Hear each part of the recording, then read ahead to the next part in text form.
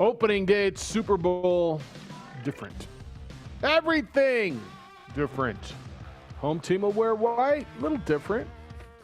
Two guys on the COVID list, not all that different. What's up, y'all? Tuesday, Groundhog's Day, supposed to be different. Not so different. It's the opening drive at 95.9 FM and AM 610 The Sports Animal. Jeff Siembieda and JJ Buck. Micah on the radio side producing, J-Pole on ProView Networks. JJ, Monday's opening day, Super Bowl, hoopla, millions of people, media. No, not so much. I don't know. I'll bet the players kind of like it, but I'm gonna guess the guys who've never been there probably would have liked to experience the lunacy, the chaos, the hecticness that is media day at the Super Bowl. Obviously, we are in a time where large masses of people don't get together in close quarters, which precludes that. But it's just kind of a weird start to get Super Bowl week started. But we're allowed to say Super Bowl week, right? That's something. Big game week. But it's just different. Everything about it's different, but okay, I think we're used to different at this point. Yeah, it's one that you want to have that experience if you've never done it before. But if you've been there, done that, you are glad that you don't have to go through it again, because it's a media circus. That's all it is. It's a hype game. You understand it. It's fine. But Kansas City, a lot of their players have said that they enjoy it now because they don't have to go through it, that they can prepare, and they're not traveling to Tampa Bay until the day before the game. And that's what's so different in all this is the events leading up to the Super Bowl. It's essentially a normal game week, and that can definitely benefit the players in this. For Tampa Bay, of course, it's home preparation. They don't have to go anywhere, so I think Kansas City is fine with being at home for as long as possible. And the big stories are not going to be funny questions. It's going to be who's healthy, who's playing on Sunday. And we saw yesterday already 2 players on the COVID-19 reserve list due to close contact tracing. Now, if they test negative for 5 straight days, they can be back. One of them was wide receiver Demarcus Robinson, the other is the starting center. And if Kansas City is without their starting center, I believe they would not have a starting offensive lineman available for the Super Bowl. Daniel Kilgore is the starting center. Both he and Demarcus Robinson got their hair cut the other day. Okay. The gentleman who cut their hair, I believe it to be a gentleman. It could be a lady now. The barber tested positive for COVID. So through contract tracing and hence protocol, the 2 players are now in the protocol. So to your point, they might be eligible. Like they got contact traced early enough of the process for 5 days. Center's a big position. Center's a big deal in the National Football League. I think Demarcus Robinson is a really good receiver for them, but they've got so many weapons. Like if they can afford one weapon, one place to lose one, it's probably receiver, on their 3 deep. But center's a tough one. Now, does that make them not favorites anymore? I don't believe that either, but it's something to watch. And let's watch it all. Who else? This would be one of those where you would think, yeah, I want to look good, I want to get a haircut, but I'm going to do everything I can to stay away from people and make sure that I'm not caught in contact tracing, that I'm healthy. This is Super Bowl 55, and doing everything you can to get through it. I'm amazed in a large part, and I said this in a video, and I think I said this the day after the regular season. JJ, with all of the speed bumps that happened during the season, the Broncos playing without a quarterback, the Ravens game, who was it against the Patriots, I believe, pushed back to like a Wednesday, having games on Tuesdays and Wednesdays and double Mondays and everything that happened. The fact that every game got played on the NFL schedule and that they did it within a 17-week frame, which they said was their goal that they wanted to do. And I think we all kind of looked at them and said, what are you doing? How do you not build in a buffer week? How is it? They did it. They did it. And that doesn't mean they did it perfectly. That doesn't mean they did it without any consequence. The consequence was restructuring, rescheduling. They did get through, to the best of my knowledge, without anybody having major complications from the COVID. They did have quite a few COVID positives, but in a population that I think we realize by now is less susceptible to major, at least immediate major consequences from COVID. I think them getting to Super Bowl Sunday, getting there on time, getting their season played on time, getting their playoffs played on time, and by the way, entertaining us on a weekly basis, like, good on you. Because I did not think that we were going to get here without some sort of restructuring of the schedule, and we did. It's because they didn't let anything affect game day. To your point on what the Denver Broncos had to do, play a game without a quarterback, the show must go on. They paused activities throughout the week, but when it came to game day, they were like, I don't care what's going on. If you don't have this guy available, too bad. And that's why they got it in, is they were safe Monday through Saturday, and then on Sundays, you're like, well, we don't have a quarterback, too bad. And the contact tracing, the testing, it seemed to work. And that is really the first step, was the NFL saying, we're not going to let this shut down everything. And they still went ahead. You have positive cases. Well, all right, that person's out. But as long as everyone tests negative, let's go. That's not quite what we're seeing in collegiate athletics just yet, which is why there's all the postponements, 2-week pauses, etc. So the NFL is really the first to take that step, that when it came to game day, the game itself, doesn't matter if you've had positives or that player's available, as long as they're not here and everyone else is negative, you're good to go. Well, I think what they did is they expanded rosters, expanded practice squads to make sure that there were enough bodies. And you're right. And where they're now, I think they also held teams culpable for breaking protocol. I mean, one of the reasons that they didn't push the Broncos game back is because they felt the Broncos brought this upon themselves. They were in their, and they admitted to this, and they were in their meeting room, all of their quarterbacks without masks. What protocol said, you will be there and wear masks. And I hear you guys sitting in your cars or in your offices just going, bleep that.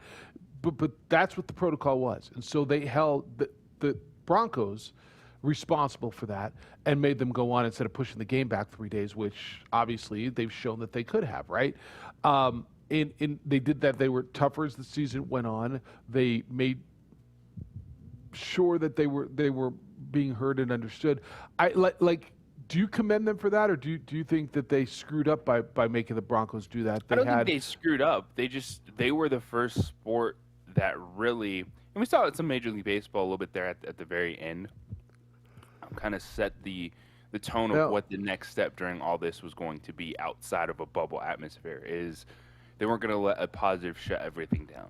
If you weren't going to practice Monday through Friday, well, too bad. As long as you're ready to show up on game day, you're good to go. And I think that's why we're here. That's why they got the season in with 17 weeks. It obviously worked to this point in time, and that's really the difference, like I said, between what we're seeing, the professional model moving forward, and the challenges we're still seeing at the collegiate level. In collegiate level, you have a positive test. Everything is paused. Yeah. It's not just, all right, let's move this person out, go forward. It's boom, you shut down everything, which is why you're seeing the challenges, the pauses, the lost games, etc., versus completing a full season. I think you're seeing it a bit in the NBA too. You're seeing teams go forward and play without superstars, without players. You isolate those guys and move on. High school is going to be different. College is certainly different. High school, you're going home to your parents every day, right? The majority of pros go home to themselves or their families. They can isolate. You're dealing with a different population. I guess, I don't know. Are you where I am? Is kind of congratulations on getting this done, or you got it done, but at what cost? Because as far as I'm concerned, the way I look at it, they got it done. They set their rules. To me, they set a blueprint for this thing, and I'm impressed by it. I don't have any issues with it. I'm not sitting here saying, well, at what cost? I'm sure there's stories that will come up that we don't know about because they're not superstar players of guys that are going to have issues out of this. It's just inevitable and unfortunate in this situation. But I believe the NFL did well this entire season handling it. To your point, they tried to keep franchises, players accountable. We're able to get the games in. And here we are ready for Super Bowl 55. Yeah. I'm looking forward to it. Yeah, I guess what does COVID mean in the long run, right? What are the long-term effects? And I think anybody who's had we don't know the answers to that yet. So we'll see. I just kind of a thought on this is the fact just kind of hit me. Wow, we're here. Like we got here on schedule, and we got here with minimal disruption to the schedule, to you and to me, to the fan. And yeah, you got to play all your fantasy football games. You had most of your players available, which was what matters to you as a fan. You got to bet on games and watch games, and for the most part, it was, JJ, I thought it was an entertaining season. I like it was a football season. I don't know. I missed the fans once I got used to it, and after watching the Hawks-Lakers game last night, I realized I don't miss the fans at all. And we'll get into that. All right, 505-246-0610, 888-922-0610. Your emails come in, Jeff at 610knml.com, JJ at 610knml.com. You can find JJ on the Twitter. It's _JJ Buck. Find us on the Facebook, the OD in the AM. Follow us, like us, and you can watch the show there, courtesy of ProView Networks. J-Pole is pushing the buttons there today. When we come back, we'll get into the NBA. Fans at a Laker game. LeBron called her courtside Karen. She called him something else. Can't really say it on the air. It's the opening drive on 95.9 FM and AM 610, the Sports Animal. Titus and Tick.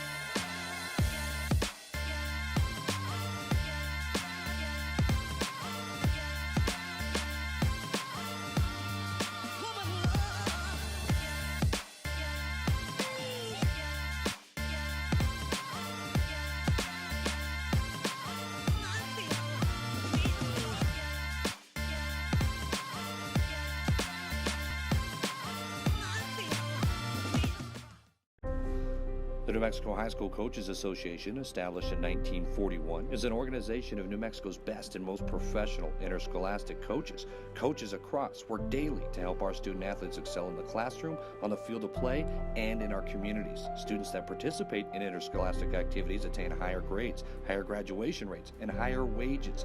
Responsible for the North-South All-Star Games, statewide Coaches Award Program, and providing multiple professional development opportunities for New Mexico's coaches. Be a great coach by coaching beyond the game.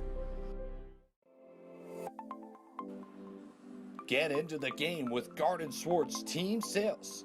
They have everything you need, from screen printing, embroidery, and digital printing services, high school letterman jackets, and all high school and club uniforms, and individual and team apparel with the most reliable brands like Speedline, Rollins, and Wilson. And don't forget to check out the latest F7 Shut helmet. It's all at Garden Swartz Team Sales. Give them a call, 505-884-1234. Garden Swartz Team Sales.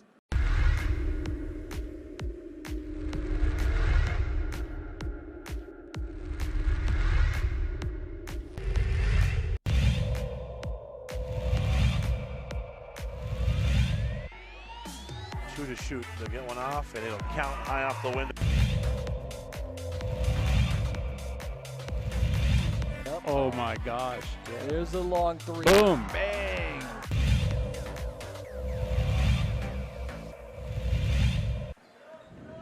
Martinez will beat the buzzer. Got it to go.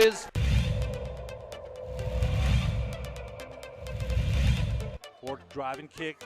Three's in the air. It's good.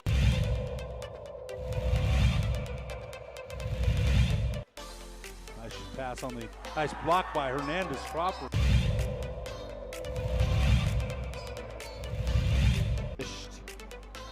And Brown in the transition. But why not, Steve? Is Corbalan's going to go and he puts it away. And Corbalan wants to put it down. Here comes Screechers. Brown, you can't leave him alone. Put it down.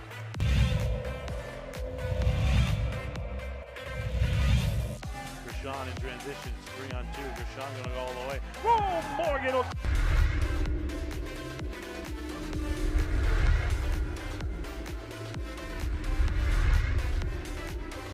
Happy fans are back in the building. I miss that interaction. I need that interaction. We as players need that interaction. I don't feel like it was warranted to be kicked out.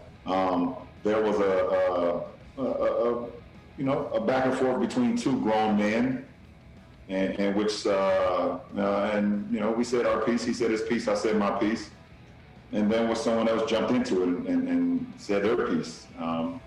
But I didn't think they were, should have been kicked out. But they might have had a couple of drinks maybe, and they could have probably kept it going, and the game wouldn't have been about the game no more. So I think the referees did what they had to do. And it's fine. I don't think, taking down the mask or whatever the case may be at that point in time, would have harmed anybody but the people that was right next to her. I wasn't close enough to her. I don't think any of my teammates was close enough to them. Maybe a couple of refs, maybe. So I hope they're okay. But safety first. LeBron James, after, how about that, an interaction with a fan at an NBA game. There's 5 arenas who are permitting fans, and Atlanta is one of those arenas. Lakers won an interesting game last night.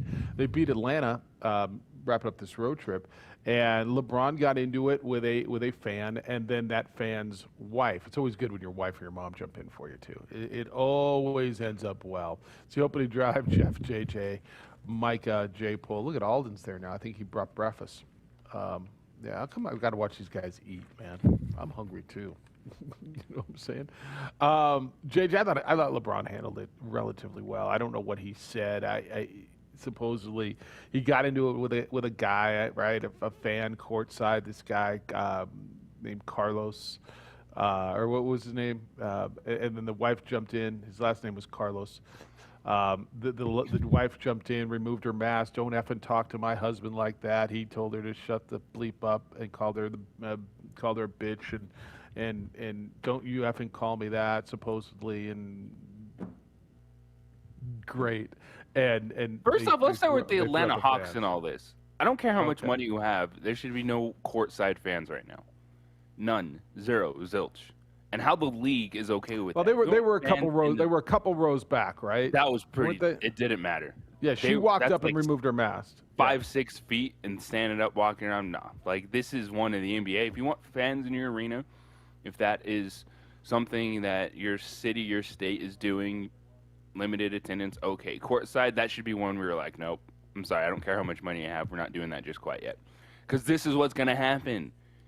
Chirp, chirp, chirp. You can hear absolutely everything, even more so, because there's pretty much no one there. No fans. Yeah. You're getting into it, going back and forth.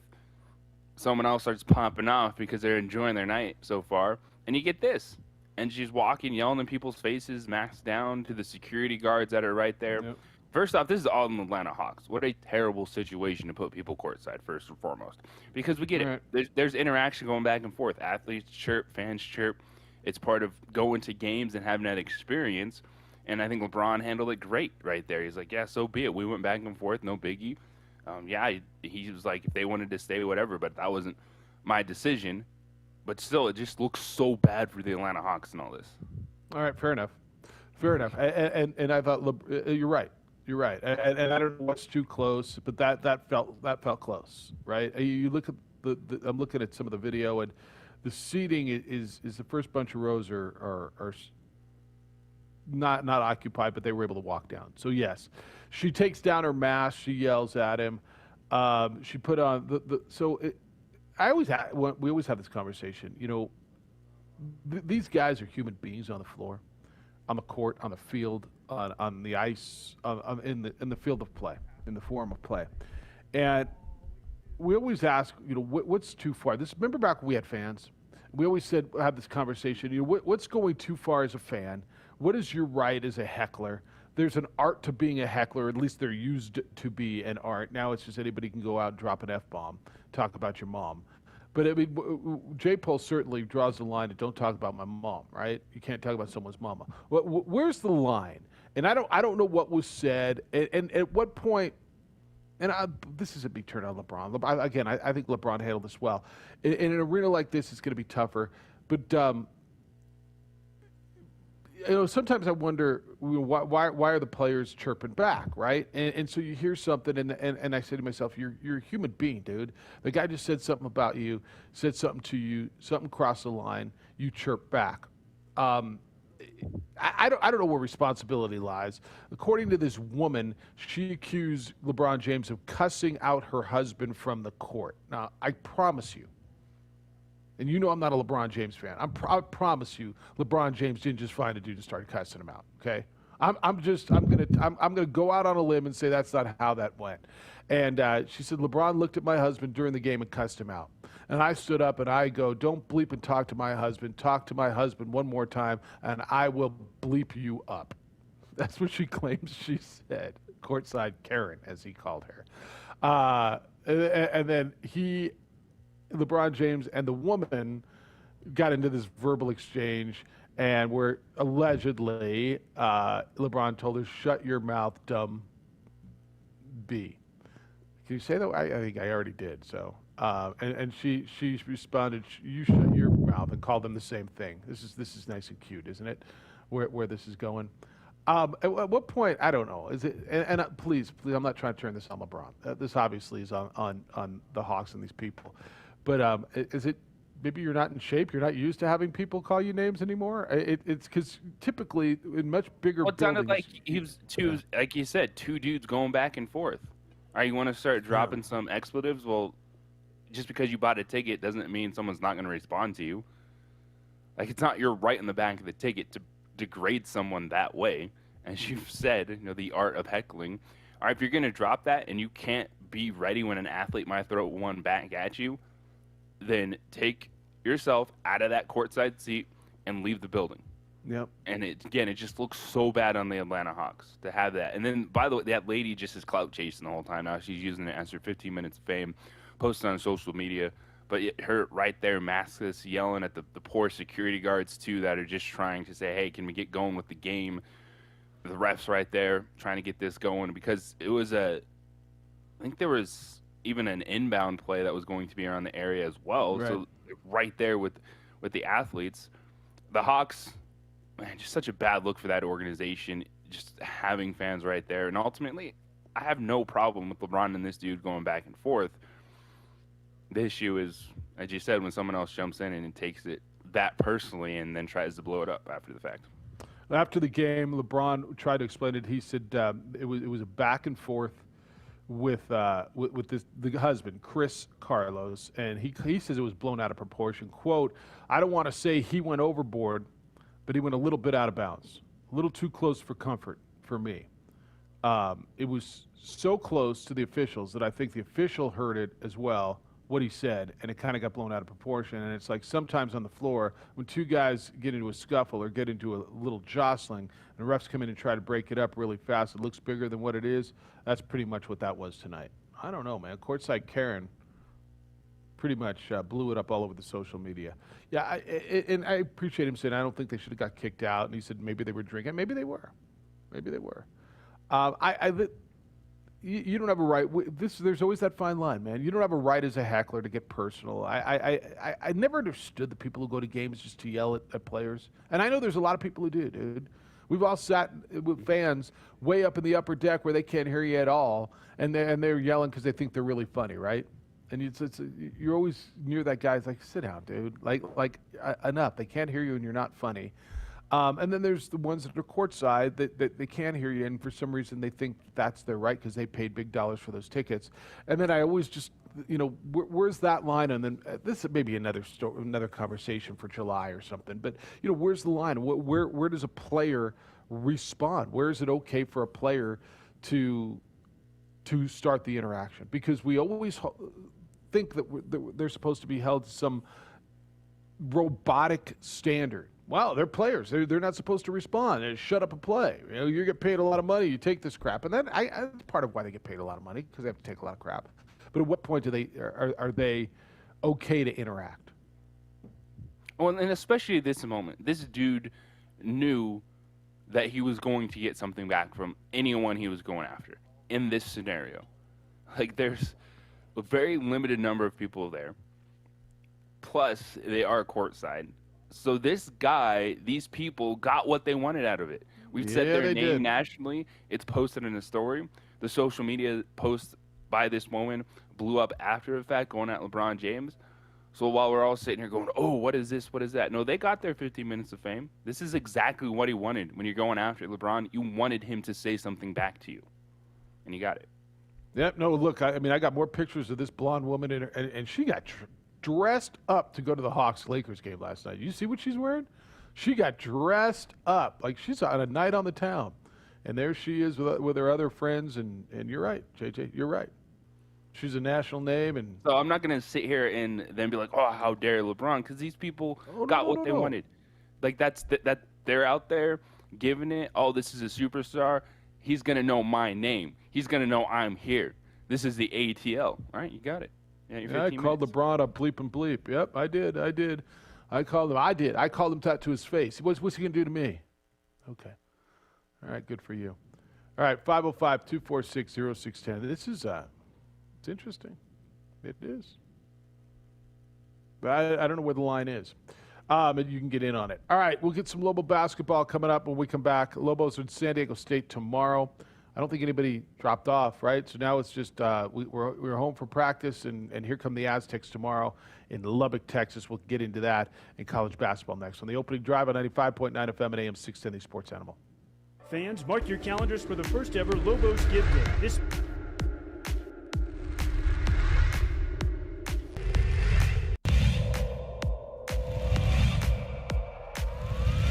It's his second field goal. He's got 4 points. Watson, though, goes all the way.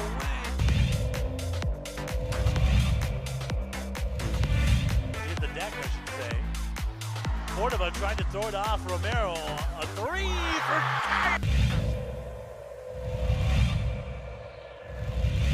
Set out to Jutapia. Nice move behind his back. It's a good...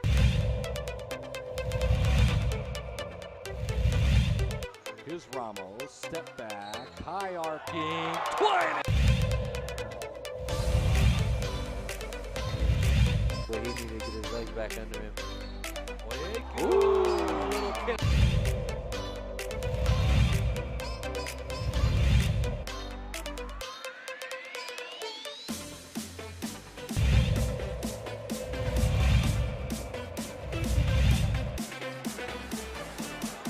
They leave it one more time to Hammer.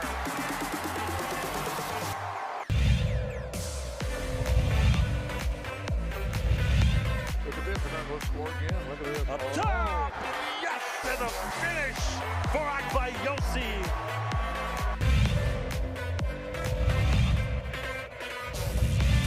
Saved into the hands of Riak, ahead of the pack to Davina Lovato. Up high, down hard for Akbayosi.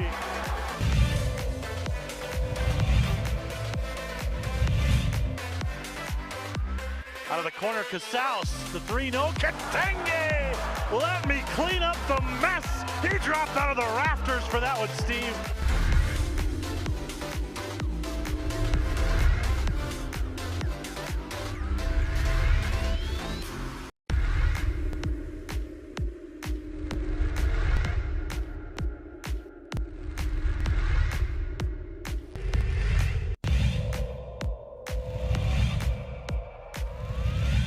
Creates space. He gives it off to Rivas for the 3, and he buries it. They're coming in soon. Double pick set for Avalos. Goes to the right. Avalos puts it up high. Window. Scores it as foul.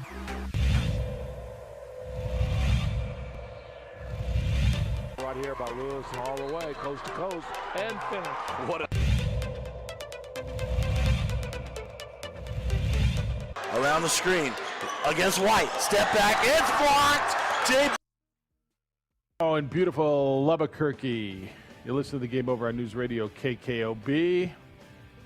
You will have Robert Portnoy and Hunter Green call that game for you. San Diego State in Lenardi's bracket is in and moved up to a number 9 seed, JJ. So a little bit off the bubble for them for right now. Lenardi's got Colorado State as his last team in, and Utah State not in for now. Jerry Palm, and we'll talk with Jerry coming up on Thursday about his bracket. But remember at one point he had four Mountain West teams in. I don't know that all four are going to get in, JJ. I think by the time it's all said and done, I figure this a good year is 3. I mean, right, for the Mountain West, 3 is probably Really a good nice year. With 4 flirting with it, and I think it's going to end up being Boise State, San Diego State, and my gut tells me Colorado State, but I think that's going to come down to really who finishes higher, Colorado State or Utah State. Utah State can't afford any more UNLV losses. That was a bad loss for them. But San Diego State is a team right now that the Lobos are going to get tomorrow, who, what'd you say, is beating teams by an average of 25 in their last 4. And they played at Air Force up at Clune. At one point, they were up by 50. I think they won the game by 37. They won the next game by 30-something. They won the 2 Wyoming games by 30-ish points. Games that in the first half, they have just been putting people away. And it's somewhat like they did in that first half to Colorado State, where they were up 26, except for they lost that game. It just feels like Brian Dutcher's using that as some sort of a teaching moment, and San Diego State's getting up on teams, especially teams in the lower part of the standings, and just putting their foot on their throats. Yes, and it is 31.5 points, the margin of victory for San Diego State over the last 4. So give them 6 more points on top of all that. The 25 number was the Lobo losses. Earlier right. Mountain West. I got my blowout numbers screwed up. I apologize. So you got a team that was losing by 25 going up against a team that's winning by 31. Okay, so what are my numbers here? Average that out, and that's the feeling going into this. And then knowing they're going to be without Rod Brown most likely. Still haven't got an update on him, but when you leave the game reaching for your heel, your ankle area, that's never good. And to your point, in San Diego State, they've found something offensively this year that we just haven't seen from the team. And it's unexpected because I didn't look at this roster and go, okay, there's a bunch of offensive players. Like, they have found a way. And I think Matt Mitchell has been a very pleasant surprise offensively. He is a much better scorer than I thought he would be. And then Shackle. Yeah, his evolution as a scorer is, he's the three-point shooter, but he's getting buckets in every level of the offense. And, oh, by the way, they still play pretty good defense. Thus, that leads to when they're going against the bottom half of the Mountain West, they've absolutely destroyed them. So Jerry right now has Boise State as a 9, San Diego State as an 11, Colorado State in as a 9. And he's got Utah State as one of his last 4 out. So him and Lenardi differ, the ESPN guy. But both of them, the key is right now, both of them have 3 Mountain West teams in and Utah State out. Lenardi's got Colorado State playing in the first 4, and Jerry's got him solid. In fact, Jerry's got Colorado State in as a 9 seed and San Diego State as an 11. So totally different. Would you rather be an 11 or a 9? And I would tell you I'd rather be an 11. This is the 8, 9, then playing into 1? Yeah, absolutely. Absolutely, that's why. I'd rather play a 3 seed in the second round if I get through than play a 1 seed. Wouldn't you? Yes, I would. Yeah, the difference between playing a 6 seed and playing an 8 seed is minimal, right? It's like playing, Florida State. In this case, you're playing Clemson. It's minimal. And what you would get if you get through that team, you get through the second round is I think, quite a big difference. But you don't get to really make that choice. Boise State's a 9 right now. So they would get rewarded by playing USC, and if they get through USC, they get Gonzaga. Thanks for coming. Good night now. By the way, Gonzaga, I don't know how much people are watching Gonzaga. Are you watching what they're doing? And they played everybody that they could play. In non-conference, they play. And people will play Gonzaga because Gonzaga is now an established brand. Gonzaga is number 1 in the country, has been. Gonzaga went to a final. Gonzaga it's not like playing San Diego State even, right? You play Gonzaga, it's a credible, your fan base gets it. Like, you're all right, if you lose, gosh, we lost Gonzaga, but it's not like losing to some team that plays out in nowhere anymore. Gonzaga's brand has been established, and they are, dude, this probably is his best team, don't you think?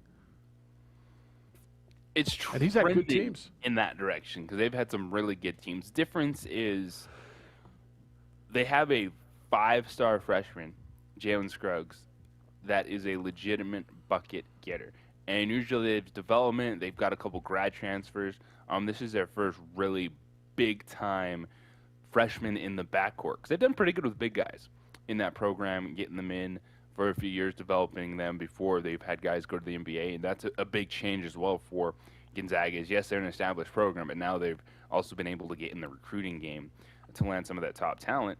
And you're talking about a team this year that their backup point guard was the starting point guard at Florida last year. So that's the brand they are now. Is the starting point guard at Florida was like, I'm going to transfer to Gonzaga to be the backup point guard. Yeah, yeah. It's what that brand has become. It's been good over the last decade and a half. It's spectacular right now.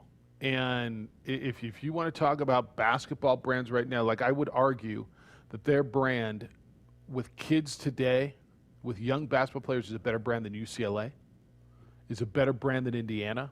You talk about some of the blue bloods of college basketball, right? You say Duke, North Carolina, Kentucky, right? Now people of my age, and I think of your age, would probably say UCLA, right? Indiana. Gonzaga's the best program, period. I mean, this isn't arguable in the West, right? Are we having an argument? Is Arizona, UCLA, San Diego State people are going, yeah, Gonzaga's, right? And their brand is nationally, and this is better than Boise State's branded football because they've competed for a national championship. They've been number one in the country. They played in the NCAA championship game. What they've done, and this is consistency, they haven't had a down year. Like, their down year is going to the Sweet 16 now. Well, Jeff, they play in that conference. Okay. That conference has gotten better. San Francisco's better. There's better teams. But do you see what they do in non-conference, what they're able to do? That brand, and it's not just the brand. The brand is backed up by brawn. That brawn, that quality, they are getting unbelievable recruits to go play in Spokane, Washington, and play in the West Coast Conference. And they've created something where they've taken time and they've taken it step by step by step. And it did start 25 years ago. It did. It's been a quarter of a century in the making. But watching that brand build from that cute little story up in Spokane to, all right, they're winning, they're going to the Sweet 16. Oh, damn, they're in the national championship game and they're a bad call away from maybe beating North Carolina a couple years back to what they've become. That's impressive a building job as anything. What Dabo's done at Clemson is really nice with football, with all those resources. What they've done at that small faith-based school in Spokane, Washington, and putting that place on the map, because 25 years ago, nobody knew what Gonzaga was. I lived up in Washington State and covered sports up there. When I first moved up there, I did not know what Gonzaga was. And now what they are is as good a basketball brand as there is in college basketball in this country. What you said initially is the talking point, is it doesn't matter when we're speaking about what's happening today, what's going to happen next year, what you did 50 years ago. Tradition matters for your fan base. It sets expectations. When you're talking about the upcoming generation, what kids are doing in high school on the AAU circuit, and they see that Gonzaga logo versus something else, what gets their attention? What's going to pop? And what are they seeing at number one? What are they seeing at the top of the game? And that's game changing. Because, yes, we can talk about history, expectations, etc. But it's also when you see said logo, when that coach contacts you, what feeling do you have? And Gonzaga has been one of those teams over the last few years that, ooh, Gonzaga's talking to me? All right, let me listen. And even I'd throw Baylor in there as that. Yep. It's a smaller recent window, but it's not necessarily just steeped in tradition, been there, done that. It's you get to a point and all of a sudden you're getting in all these different houses and you're able to really spark something. Yeah, I'll throw Creighton in there as well, by the way. And I'm going to throw San Diego State into that mix. Mm-hmm.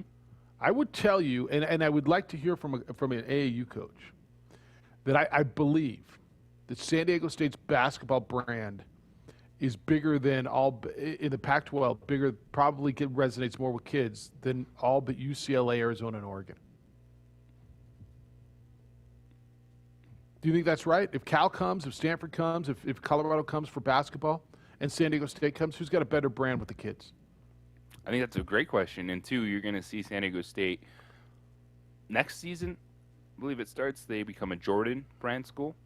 Yeah, they're wearing Air Jordans. That's now that started this year. Okay, yeah. So the Jordan brand, so Jumpman on the logo, things like that, people notice. Yeah, it's what you do, how you win, what you're able to turn into the NBA, obviously, right? And Kawhi Leonard's been unbelievable for San Diego State's brand in that respect. You look at all the Gonzaga players that are in the National Basketball Association, and you realize, wow, all right, I can get there from there. You can get there from anywhere. Damian Lillard came from Weber State. Like, if you can ball, they're going to find you, right? And it kind of is amazing, the transformation literally over the last 2 decades of what the powers are. The powers that have held are Kansas, North Carolina's down, but Kansas, North Carolina have held. Duke has been built up in the last 25, 30 years since Krzyzewski's been there. But when you go back and talk about those historical blue blood powers, and Kentucky's held, obviously. But, man, UCLA, what does the UCLA brand mean to young kids playing basketball? What does it mean? I mean, that old guy on ESPN talks about it all. I love my bike. He talks about the Conference of Champions and this John Wooden guy and this pyramid of success in UCLA. But what the hell? Dad, back in the black and white days? Who's Lou Alcindor anyway? Man, why are their damn shorts so tight? I don't want to. What is that all about, Dad? Help me understand. I don't get that. 505-246-0610. That's how to get in today. 888-922-0610. When we come back, the NMAA has set dates for high school sports to return, meaning what? Get through it a little bit next on the opening drive on 95.9 FM and AM 610, the Sports Animal. Be with the block.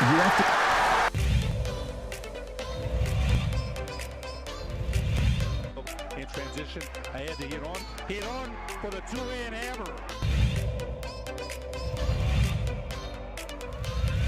Minutes to go. They've got a shot. They have a chance, and it's put up, and it's good. What a three that is by Jalen.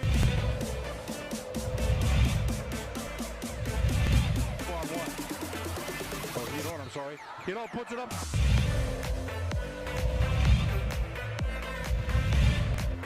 Rebound, Cowboys. Right side, David Hall. Thank you very much.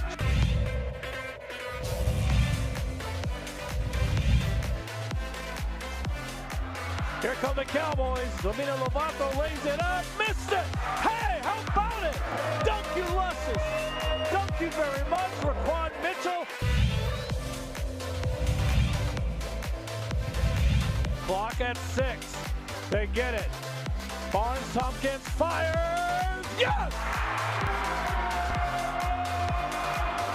Pass up court. This for the win. Blocked by DJ Bustos. Cowboys win. Cowboys win.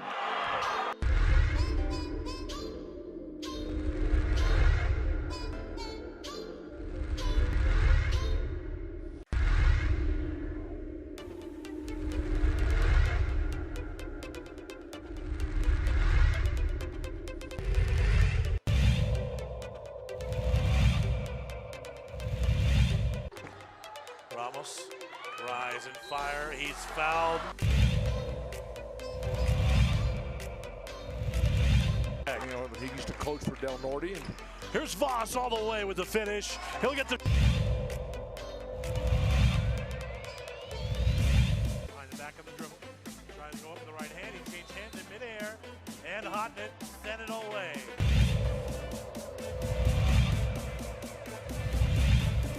Wynn doing a really good job denying Chavez. DC hasn't got the ball. Oh, Yeku. Oh.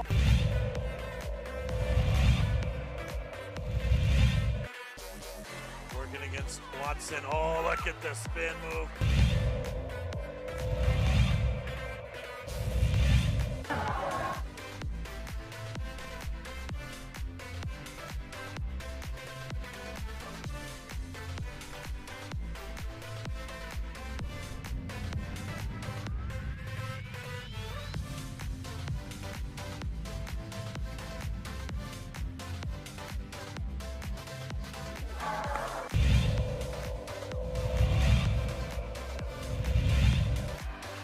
Ball's loose. DJ Bustos brings it up. Barnes Tompkins, alley-oop. How about it? That was redunculous.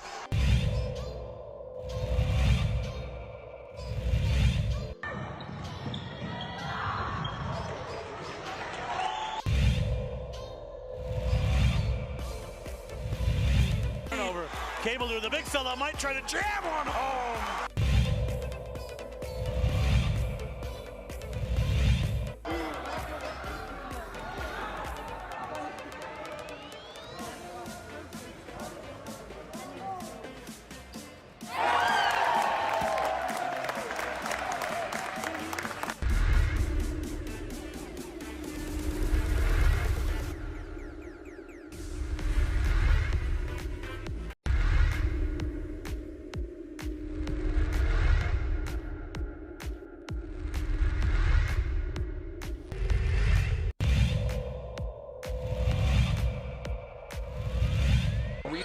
Moreno extra pass. And Watson.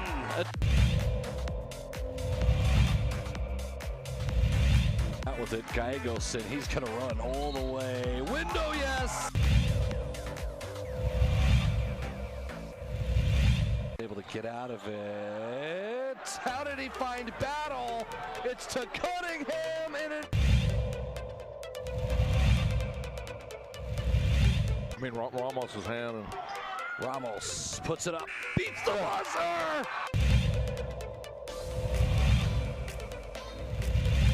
Boy, Jefferson wide open. Jefferson to Daraji! Into Watson with the jam!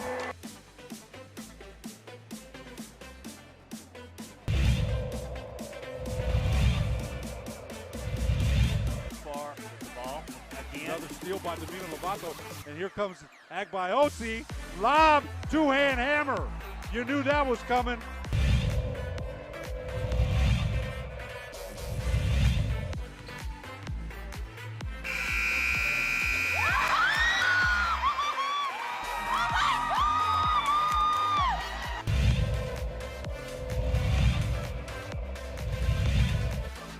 Devils is all over the place. Heck about the lob, tag by Osi, the one-hand hammer.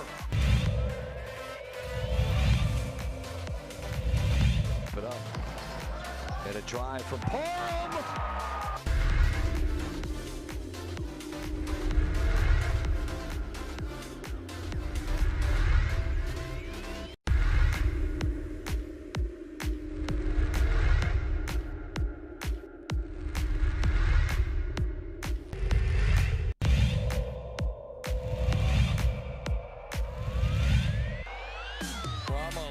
Wants another!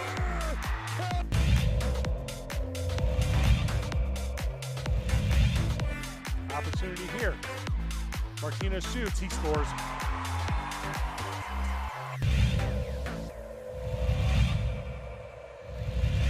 Cut into it. Had some nice looks at the rim. Win. Inside. They're not going to miss this one. Two-hand hammer from Murillo.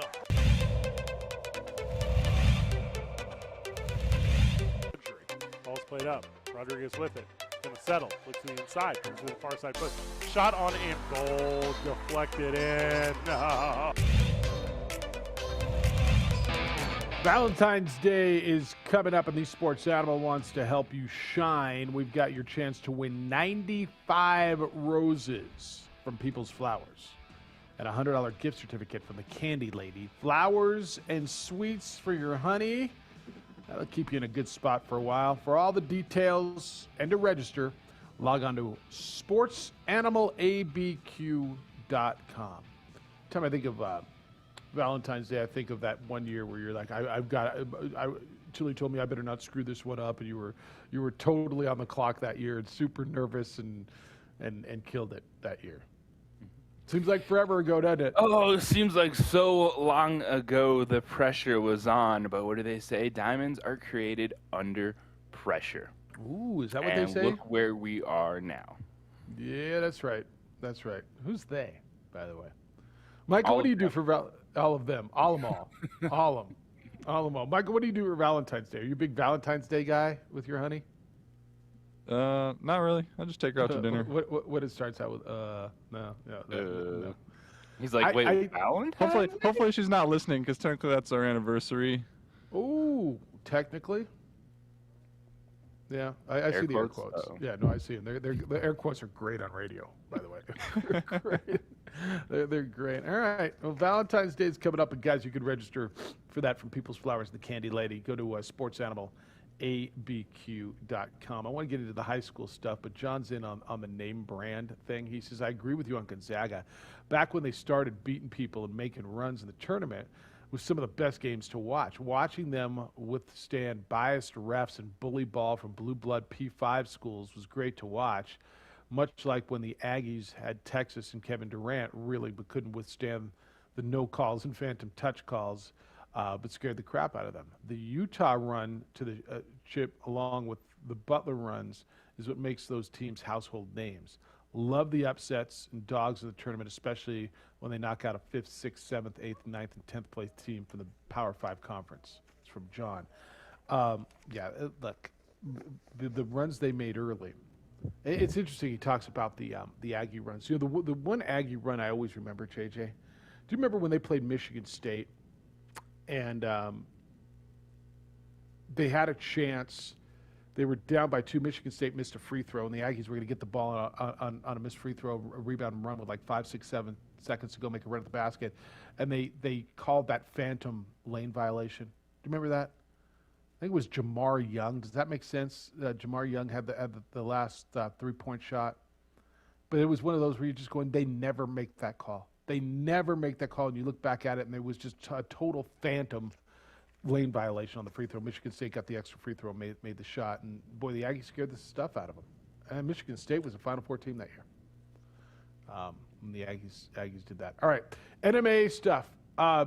So we've got schedules, JJ, and if there's 4 COVID positives in a 14-day span in a school, not within an athletic team, not within an athletic program, within a school, I understand that they're going to shut them down. The best quote that I saw, and this is what I've been telling you, and this is, I'm reading James Yodis' story. The board president, who is the superintendent for Hobbs Schools, a gentleman named T.J. Parks, said this: if we keep holding, this is a quote, if we keep holding this carrot out in front of the kids and yank it away every time we meet because we don't have information, this state will give up on us. I think it's time we make a stand and we support our kids. Let them practice on the 22nd and move forward, end quote. The 22nd of this month is when football, cross country, volleyball will begin. Soccer will start of the next week, and then games. The 22nd is a Monday. Games and competition could start that week. I can't say it any better, and I've been saying it constantly. You keep doing this to these kids and putting it out there, like I'm just telling you. And again, I use the example I have at home, but I know that this is happening all over the state. My kid's training again, okay? There's this carrot that they've put out there again. But she is training with this whole mindset, yeah, I'm not sure what I'm doing this for. Well, babe, the point is, yeah, how many times have they said this to us? How many times have they told us there's going to be a season? And she's giving it a shot again. And she was pumped at her times yesterday, and she's out running up and down these damn hills, and she's getting ready for her season. I'm sure kids are all over the state. You cannot pull the ball away from them again. And if you do, you wonder if they even come back next year, next semester. Like how many, not only is it maybe their last opportunity to compete, but they just fall off the board altogether.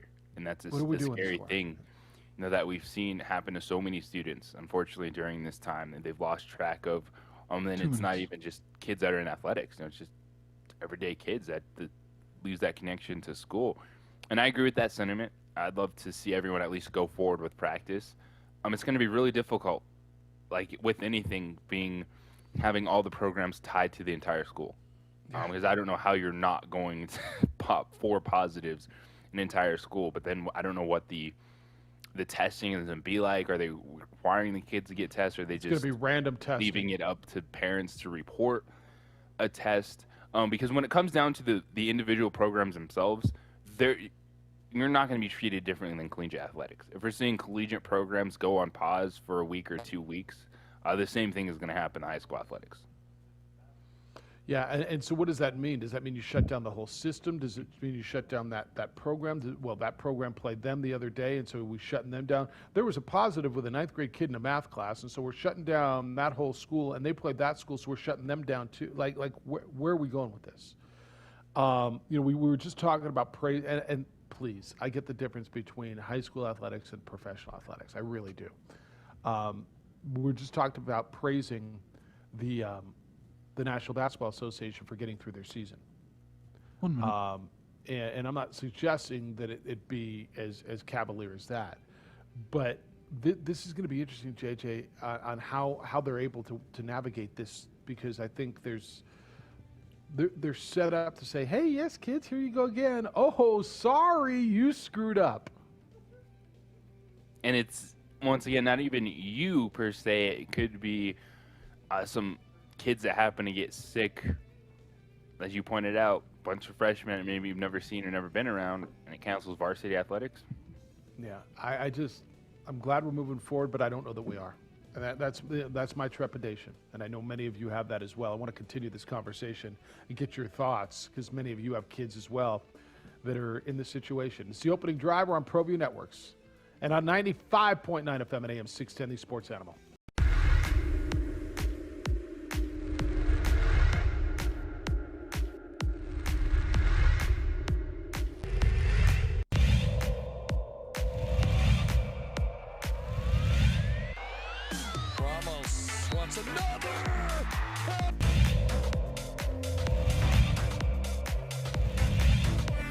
Opportunity here. Martinez shoots, he scores.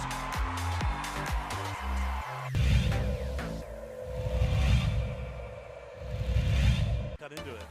Had some nice looks at the rim. Win. Inside. They're not going to miss this one. Two-hand hammer from Murillo.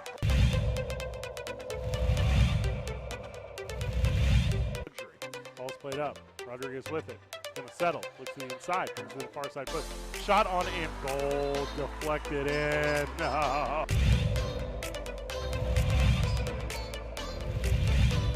Dorian's gonna go all the way. It was blocked by the rim. Get it out, says Kobe Wade.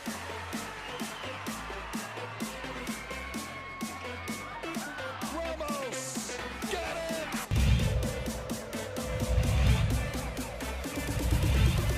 Look out.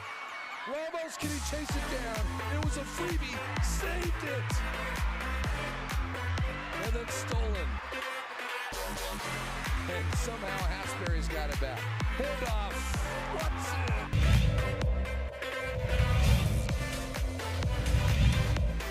Getting stripped. Daniel stripped him. Come Highland the other way.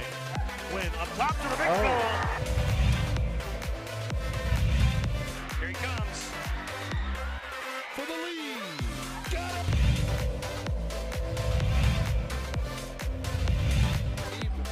What a great game plan. Look at this. Agbayosi throws it down.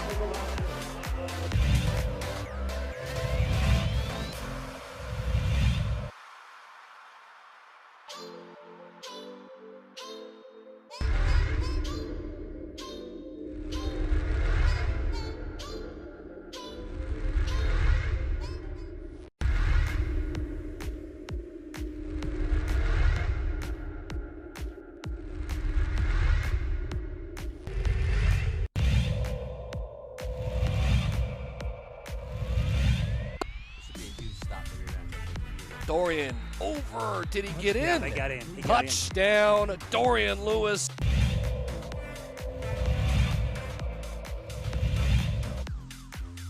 Seconds to play. Benavides looking, still looking up the middle. 22nd of this month, they get to start practicing. Soccer on the 1st of March. Baseball, April 5th. Basketball, the 22nd of March. Will it happen? And do you see it going through, if you have kids, how are you telling your kids? Is this a good thing? I think it's a good thing, but are you being cautious? Are you guarding them? How are the kids looking at this? All right, football, 5-game season. First game's March 4th through 6th, cross country and volleyball. First regular season contest could start as early as February 27th, soccer on March 6th. Volleyball's limit will be 12 matches, not to include the postseason. Soccer has 10. Cross country will have 4 varsity matches, including the district. So it's a super short season. As I told you, at least it's a season, right? At least it's a season, we think. This is where we are. And it's the opening drive. Jeff Siembieda, JJ Buck. Micah produces on the radio side. Looks like J. Paul on the TV side downtown. And Alden's there. He brought breakfast. Where are you? Do you have a kid getting ready for the season? Your kid has probably gotten ready for this season. I'm going to guess this is the 3rd time, right? All summer long, if it was a fall sport. All summer long training, yanked. Okay, but then maybe we're going back, yanked. Here we are, man. And this is, like, I'm so glad we're here. Please take my conversation in the vein in which it is intended. I'm excited that we're here. My fear is that it's set up where they said, well, we set your parameters and you screwed up and you didn't do what was being told and now we're taking it away from you again. I'm just telling you, JJ, if we yank this season away from these kids again, ... and it's open-ended because I'm not making threats. But to your point, do the kids not come back? What do they come back for? Why are they coming back? Like, we're doing this to our kids again. We are ramping them up again. They have got to get a reward this time. And that's more than just one match, one game, one meet, whatever it is. I get it. The virus dictates. And I'm not saying go forth no matter what. But there's got to be a way to make sure that we get the majority of this stuff done. And it doesn't feel like that is the path they are currently on, because I don't think it's the same thing that New Mexico State just dealt with. Oh, you can't participate because the county you're in has high numbers. Oh, you can't play athletics because 4 other kids in your entire school tested positive. I don't think that's a positive step. I don't think that's a good step or a way that's going to be able to get these student athletes to play. You know, when I read that and I saw that come down, my first thought was, this isn't going to happen for the majority of student athletes. Yeah, and that's, my fear is that it feels like we're finding ways to make sure we don't get it done, more so than to find ways that we do get it done. And we'll see, man. I mean, I hope I'm wrong. And I hear John already and people of the mindset of absolutes already yelling at me that this isn't more important. I'm not placing athletics at a higher import than health. I'm not. And if that's what you're hearing it incorrectly. But we're at a point now where we're doing this to them again. Like, if you've taken them to the dock again, let them jump in the water. And I got to be honest with you, and I've said this a number of times, JJ, when we sat and had this conversation last summer, I thought there was no way that New Mexico and New Mexico State would not participate, right? I remember saying, if their leagues move forward, New Mexico and New Mexico State will be part of that. I didn't think there was any way that our state was going to say, nope, we're the only ones, because we're smarter than everybody, we're the only ones who will not allow this. And we are. And so I realized nothing's out of the realm. A long time ago I realized, as you all have, nothing's out of the realm. But the fact that we're taking our kids to the brink again, the fact that we had these meetings yesterday, that we put dates on it again. I'm just going to tell you, and I tell you this firsthand, and I've got a pretty solid kid, but she's a kid, man. She's 14 years old, like all yours are. She's stable. She'll survive without athletics. But I've watched it twice now, what it's done to take her to the brink of the season. Train, work out, discipline, do everything. canceled. Understand why. Believe me, I'm not placing blame on anybody. I understand why. But to do that to our kids again would be beyond cruel. And again, I'm not a psychologist. Psychology minor, JJ, does that matter? Back in the day at Camp San Diego. But what it would do to our kids, if we're taking them here again, we have got to cash a check and get them some reward. That's all. And I agree with that statement. Even just starting practice is a good step. And you're right. You said you want more than that, which is totally understandable. I think it's going to be really difficult to give the majority more than that with the standards that they placed on the entire school, which then affects the athletic programs. And it's just, I don't think, this is hard, man. These are hard decisions. Yes. And I'm with you. I understand it, because what we've been able to do in this process is laser focus on one thing: sports, collegiate, high school. And we're like, well, this is what should happen for this. Well, the decision makers in reality are dealing with sports, school, economy, life, healthcare, etc. So like for us, we've been laser focused in on this, and we see the path, and we're like, why isn't it simpler in terms of the decision making?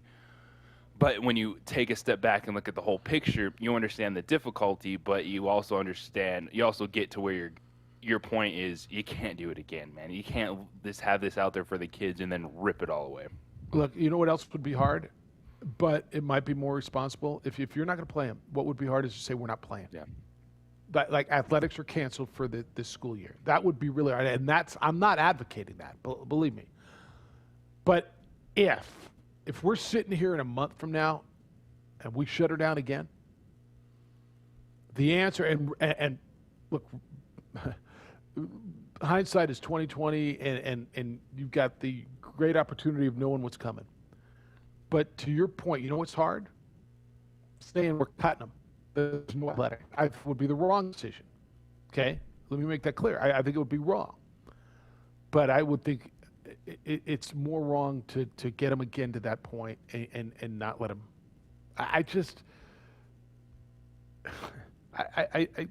Any of you who have a kid who's been going through this understands it. And if you don't put yourself in that position when you were a kid and playing, and just okay, we're going, and you're going, and we're not. And I try to look at it as universally and as broad and from as high an altitude as I can. JJ, I just put on an event that I dealt with all of these things. I mean, we put on a pretty big scale event, granted one, and we had to take it out of state. But I try to look at this. This isn't just about the game and athletics. This is about, to me, a lot more. And I really try to understand as many of the logistics as I can. And so I understand how hard this is, at least the best I can. This is not easy. I'm not telling you it is. I'm not telling you it's cut and dry. What I'm telling you is if we're going to get to this point, there's got to be a plan to get through it.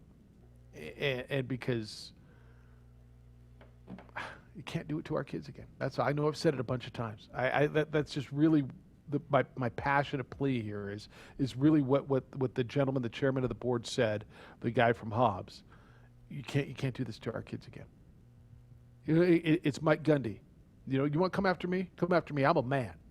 I'm 40, right? These are our kids, man. And you know what they could take a lot better is what they're expecting now is you tell them it's canceled. But if you tell them we're going to play, man, we got to play. Keep leaving that door open and expecting something to come in and nothing does. It's just easier to shut the door. Yeah, no, that's all I'm telling you. All right, 505-246-0610. That's how to get in, 888-922-0610.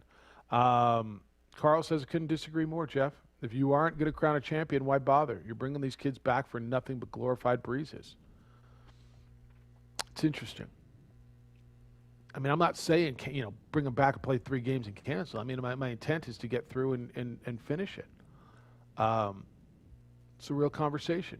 Carl, is it better to not play them at all or to play 3 or 4 games and then have to shut them down?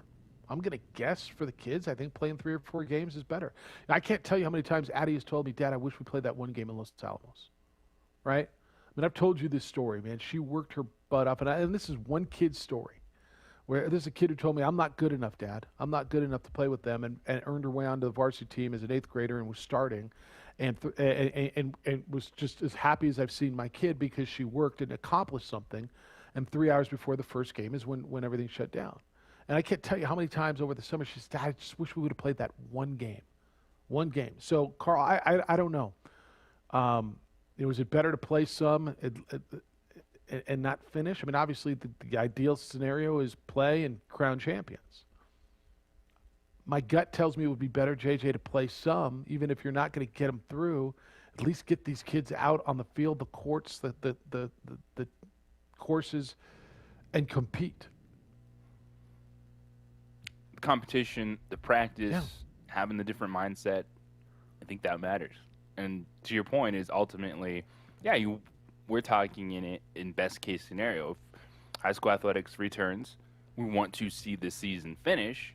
But even if you end up playing 4 out of 5 games, I still think that's better than not doing it at all.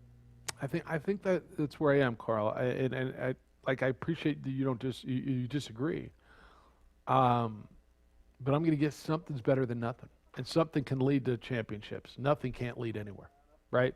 Nothing can't lead to crowning your champions. The whole why bother thing. Honestly, when it comes to the high school athletics, I think there's plenty of reasons to why bother. And if you're going to play 3 or 4 or 5 or abbreviated schedule, I think there's plenty of reason to bother in this situation. Get those kids out there, get them moving, get them back out in competition. Would it be disappointing to shut them down again? Yeah, but way, way, way more disappointing as far as I'm concerned. And I could be off, man, and I'm listening to it if I am, to not play them at all. 505-246-0610, 888-922-0610. We come back, we can get more into that. Major League Baseball says we're starting on time. It's the opening drive on 95.9 FM and AM 610, the Sports Animal. With Indeed, there's no waiting for quality and flavor when you're in a hurry. Golden Pride offers ribs, fried chicken, green and red chili breakfast burritos, and Frontier Cinnabons. 4 great locations, or visit us online at goldenpride@abq.com. Golden Pride Barbecue Chicken and Ribs, proud supporter of ProView Sports Network.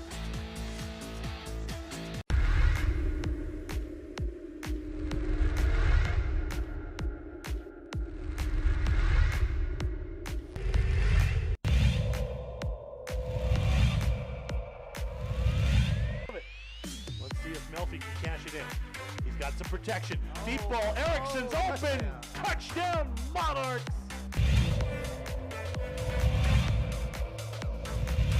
Second and 10. Smith looking, and he's going to fire over the middle, and he's got his guy, and it's another big play. Walking away for a touchdown, Tristan Altier.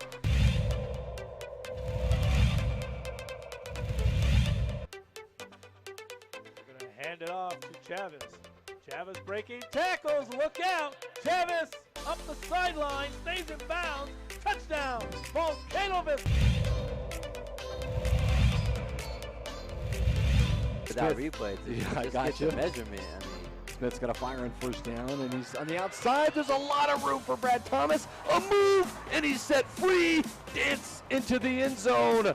Touchdown. So it goes.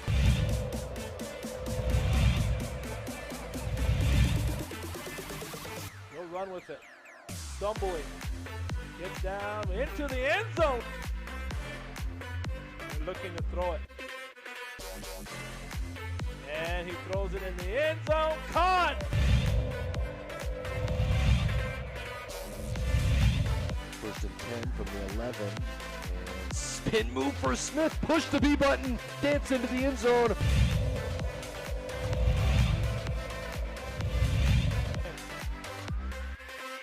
Throw it, looking, here comes the rush, stepping up.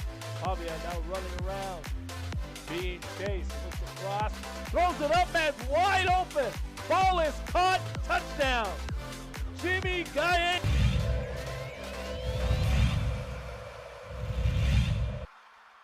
Chavez dropping, looking, stepping up. He's going to run. He's got a lot of green in front of him. To the end zone, touchdown. Rio Rancho, Isaiah Chavez. Chavez set, he's going to run with it again and dives and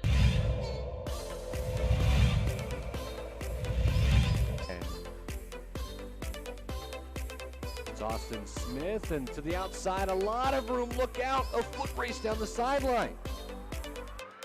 All the way on the first play from scrimmage, Chris. That's a touchdown.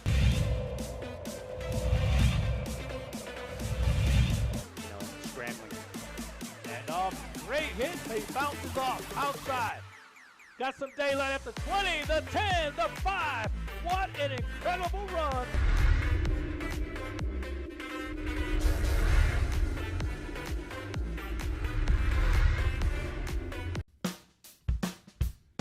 Well, I'm going to the frontier, walk up to the cashier, order up a root beer and a number one. Cover it with green stuff, one scoop is not enough. Find a booth is real tough, back by the Duke. Meet my family, meet my friends in the quirkiest restaurant I have ever been. All of Albuquerque's favorite spot, it's the Frontier Restaurant. The Frontier Restaurant is a proud supporter of ProView Sports Network.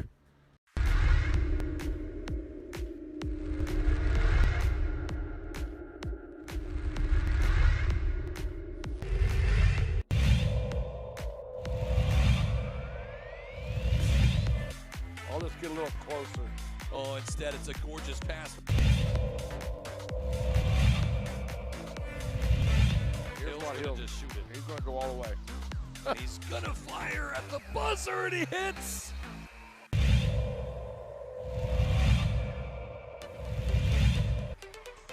Great pass, Hadbury, and thank you very much.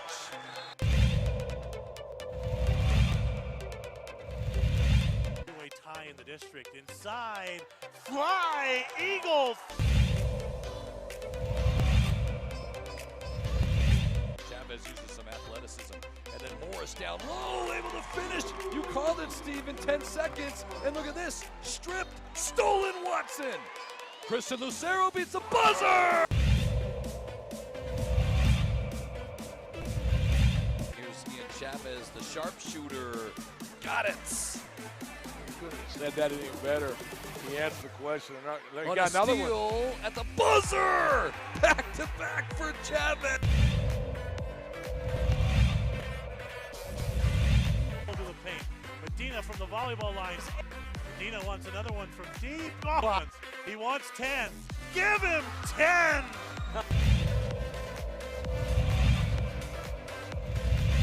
Lewis finds Watson. He's going to finish. One-handed slam.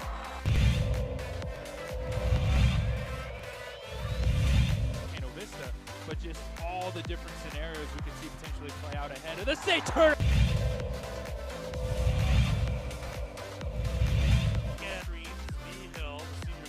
No!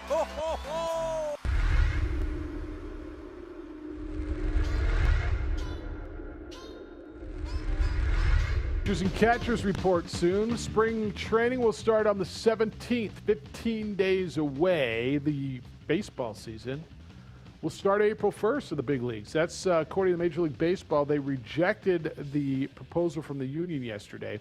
Union is proposing a 154-game schedule short of the 162 games that would pay the players for the full 162 games, that would pause the arrival to training camp until March 22nd, so basically back it up a full month plus.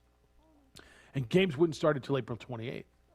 That offer also included expanding the playoffs from 10 to 14 teams, implementing the designated hitter in the National League, and that was rejected. I'm glad, with nothing else, I'm glad that baseball rejected the major league, or the designated hitter in the National League. If nothing else, JJ, I'm glad they rejected the designated hitter in the National League. It's the opening drive. Jeff, JJ, Micah, J. Pole, and Alden. I don't think this was a surprise by anybody. I don't think Major League Baseball's figured out what they're trying to do yet, do you? I don't know why they're always in this lag behind, throw together, scramble session that seems so disheveled. Right? The players are like, we're ready to start said season. We'll play the full season. Major League Baseball's like, well, maybe not. What do you think about this? It's wild that we're here again with baseball. It's like, what have you been doing over the last few months? Have you not been preparing Lance and Dan on the line for this situation to start the season, to figure it out? You just restructure your minor leagues. It's still going to be a challenge. You get it in a lot of situations, but at least know this is your start date. This is what we're hoping to play, fingers crossed, moving forward. But here we are again. And that debate is going to be a yearly debate when it comes to the DH in the National League. It is inevitable. It will eventually happen. Now, expanded playoffs, I think they're set where they are. I'm going back to what it was prior, where you had the wild card play-in and then into this series. I think that's a solid, good number for Major League Baseball. I don't see many more changes with that coming. All right, but you will have pitchers and catchers report here in the next few weeks. Dan, good morning. Let's go to the phones. You're on the Quan's Auto Care hotline. Hello, Dan. Good morning, Jeffrey. Good morning, JJ. How you guys doing? Good morning, Daniel. How you living? I'm doing well, thank you. Just a few stats real quick. Over 26 million people have contracted COVID-19 in the United States. We have over 443,000 deaths. In Texas, there's over 38,000 deaths. There are over 20,000 cases daily in Texas. I don't know why everybody seems to think it's okay to play all these games in Texas. I'm just giving you that stat. We have 2 brand new strains that have come in to the United States. The numbers of people dying of this virus that's under 35 is rising exponentially in the country. I just lost a friend in Las Cruces, 36 years old, a firefighter with no underlying conditions. He passed and left 2 babies behind. I lost another friend, 45-year-old nurse with no underlying conditions. She passed of COVID about 6 days ago. Just a few stats, Jeff. I think it's a terrible idea to send the kids back out into any kind of situation that even slightest will give them the slightest chance of getting infected. Just my 2 cents. I respect your take. Thanks, guys. And Dan, thank you. So I don't doubt any of that. Okay, I don't. I too have lost some very, very dear people to me. I think we all have. If that's the case, right? And if that's like kind of where your mindset is, I would rather say than let's shut her down than to bring these kids to the brink and shut them down again. Like to say, we're not playing this year, boys. We're not playing this year, girls. As opposed to bring them up to get them all fired up again. That's really my conversation with this. Do I believe we should be able to start playing with should the kids? I do. Dan and I would disagree on this. I think you're kind of where I am. But if that's where this is going, if that's what the research tells you, that there's just, guys, we're not going to be able to get, if they're sitting in a back room somewhere, and I don't know that they are, and having a conversation says, we're not going to be able to get through this. Maybe we can get them, get them to practice. If that's, but we're setting it up where, okay, we'll be able to shut it down again. Then just don't do it to them again. That's all I'm saying. That's all. And the numbers are real. And Dan's right. It's easy to forget that stats are people. Yeah. That those numbers that pop up on your TV every day are people. Fathers, mothers, daughters, brothers, sisters. It's mind-numbing when it gets to that level. It's totally understandable. But it's one, too, that if you're going to I think that, like, you can even have the conversation, could there be athletics without in-person learning? Like, I think that should have been a possibility. I didn't need to have all the kids necessarily get back to school to have the athletic discussion, but it's where we are at this point in time. But if you're going to say, hey, we're going to open up schools, when a bunch of teachers like, oh, okay, well, where are we now on this list? Then athletics becomes part of that conversation. Yeah. Steve, good morning. You're on the Quan's Auto Care hotline. Hello, Steve. Hey guys, how you doing this morning? Good. How you doing? Good. I just want to respond to, and I appreciate Dan's call. I just want to give you kind of a different perspective. And I think the nature of this pandemic, and obviously it's untested territory. It's a big experiment, right? And I think there's a lot of fits and starts. You just talked about the MLB and the struggle between the union and the league, but NBA, every sport is having fits and starts. And so there's no conspiracy here, right? I mean, it's not the idea that we're bringing kids to the brink and then pulling back. I think it's some of it's science-led, some of it's, clearly caution and fear and other things. I appreciate you mentioning the teachers. It'd be great to use your platform to say, gosh, teachers should be right up there with healthcare That's workers right. in terms of getting vaccinated, You're right? right. I mean, Absolutely. Yeah, absolutely. And I think those are the things that we need to think about. If you get the teachers vaccinated, I think you can put the kids back into school because, honestly, I don't worry about kids. I know Dan's statistics are, they are accurate, and it's scary to think that people react to COVID in such different ways. But honestly, kids are, for the most part, lower transmission rate, clearly, certainly aren't affected by it in a major way for the most part. So get the teachers vaccinated, get the kids back in school, get them playing sports. But you also have to think about that student who wants to play football, whose mother is a nurse in a critical care unit, no doubt. and she's scared to death of him coming home and giving her COVID. She's probably already practicing some level of quarantine. So are you going to have the family separated for the next year Look, too? Steve, it could be there's a lot of moving parts.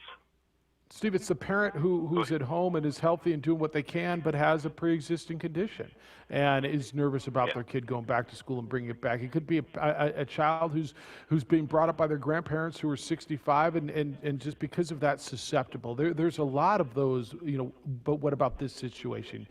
There's no blanket easy way to do this, and you're dead on all those situations, and the teacher should be vaccinated. Yeah, and I like the way you laid it out today because I think sometimes it can come across as a little self-serving, but I think the way you positioned it, I think is a great conversation, and it's one we should be having, which is, don't dangle this carrot and then all of a sudden pull it back, right? I mean, you just can't do that constantly, and I get it.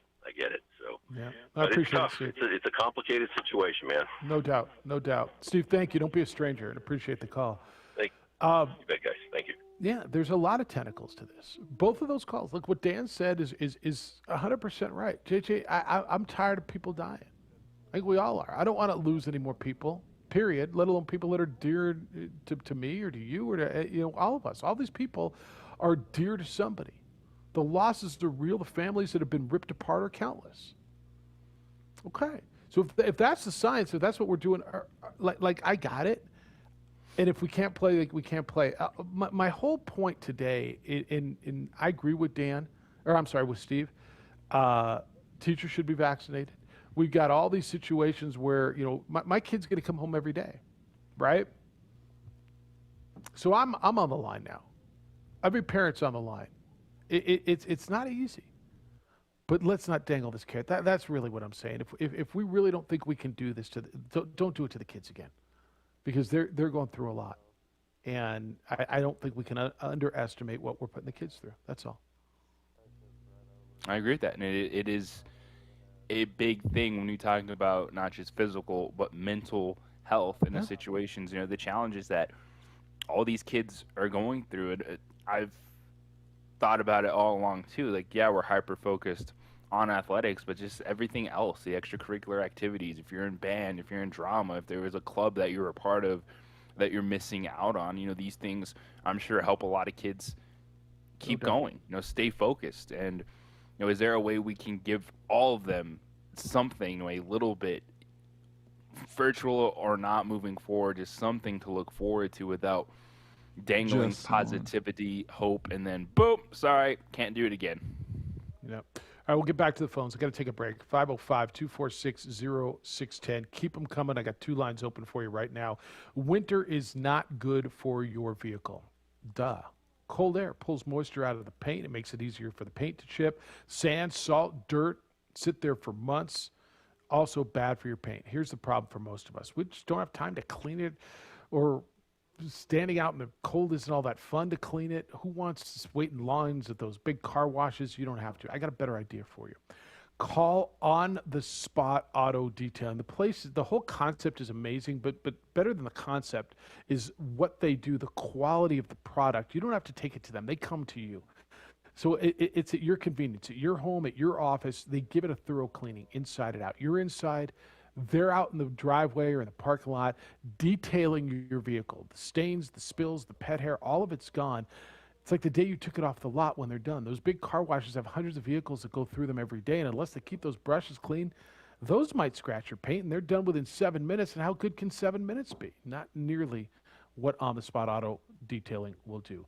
They spend an hour or more to get the job done right. And if you're into the ceramic coating, look, what ceramic coating does, it'll last up to 5 years. The best protection for your vehicle's paint job, they offer that as well.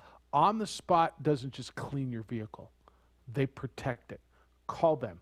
505-859-2859. 505-859-2859 or go to otsdetailing.com. And as JJ was saying yesterday, what a great Valentine's gift idea. On the Spot auto detailing.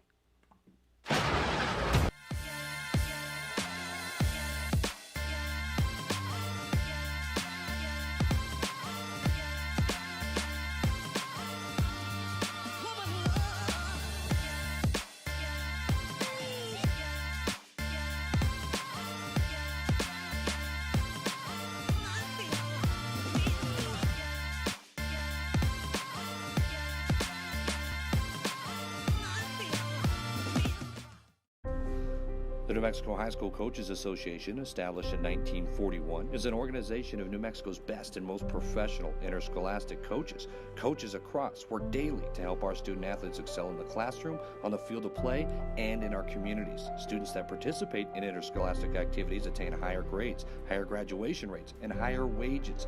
Responsible for the North-South All-Star Games, statewide coaches award program, and providing multiple professional development opportunities for New Mexico's coaches. Be a great coach by coaching beyond the game. Get into the game with Garden Swartz Team Sales.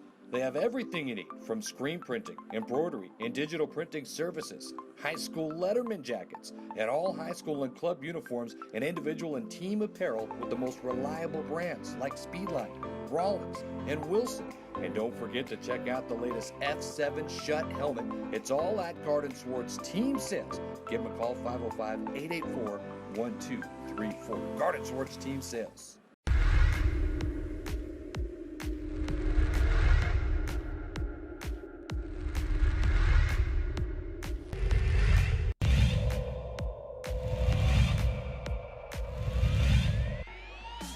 Shoot a shoot. They'll get one off, and it'll count high off the window. Oh my gosh. There's a long three. Boom. Bang.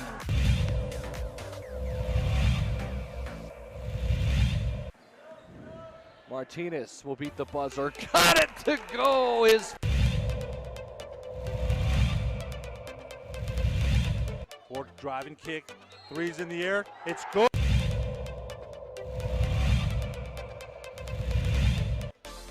Nice pass on the nice block by Hernandez Crawford.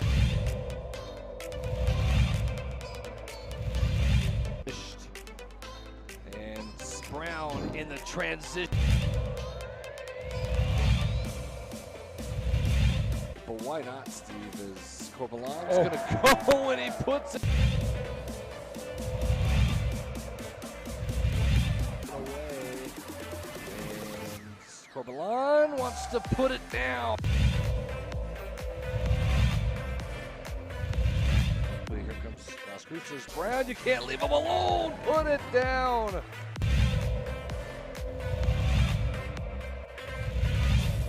Gershon in transition, 3-on-2. Gershon gonna go all the way. Whoa, Morgan!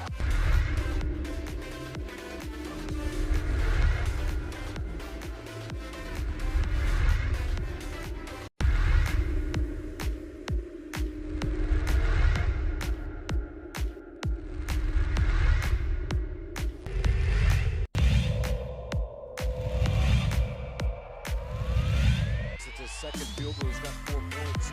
Watson, though, goes all the way.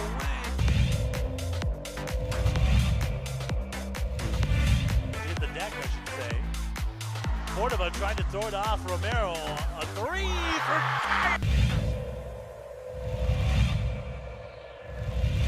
Set out to Jutapia. Nice move behind his back. It's a good...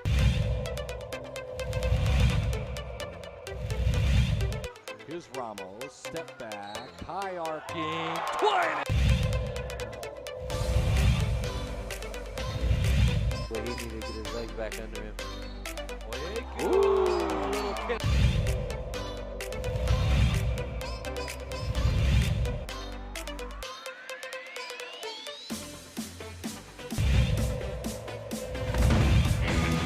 All right, back to it. We got one line open for you now, 505-246-0610, talking about the NMA. And I didn't intend for this to go. Should they,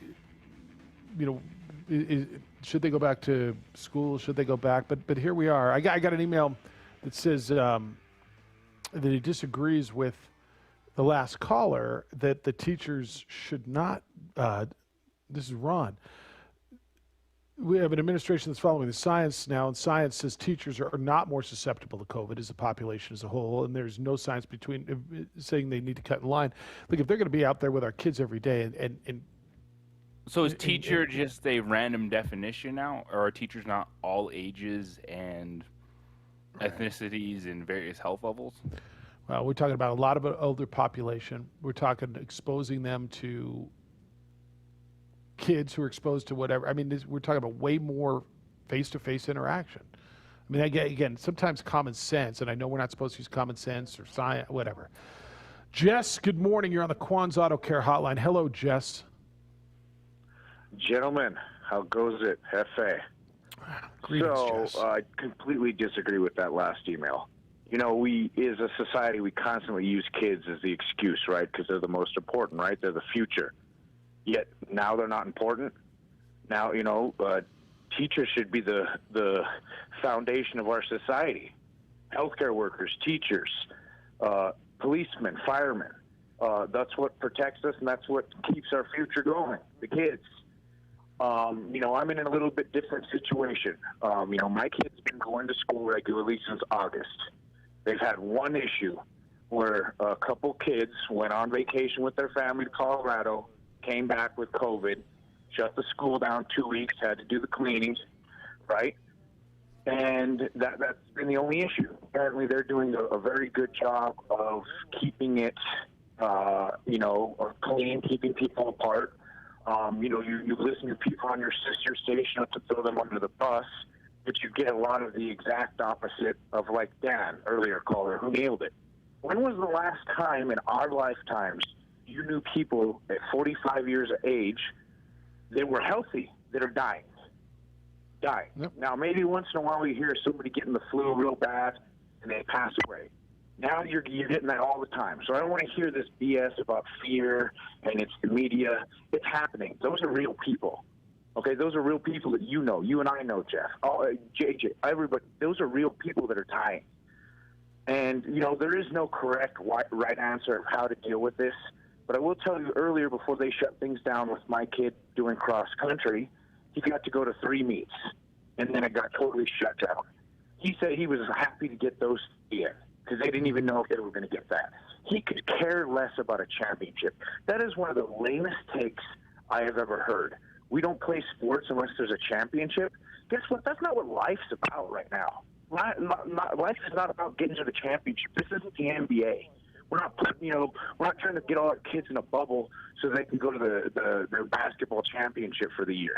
That is a completely stupid take. Terrible. Let's just try to get to some normalcy. They can't handle it, but like you said, why not one game? And if you're going to let them go through all this, let's get to that point. There's got to be a payoff, man. Yeah, there's got to be a payoff for these kids. If we're going to put them through this, do this to them again, there's got to be some sort of payoff. And there will be ways to do it. There are ways to do it. Maybe grandma and grandpa, cousins and aunts and uncles don't get to go to the meets. Maybe just the parents do. 1 and 2 and the kids. That's it. Everybody's separated, and let it be about the kids.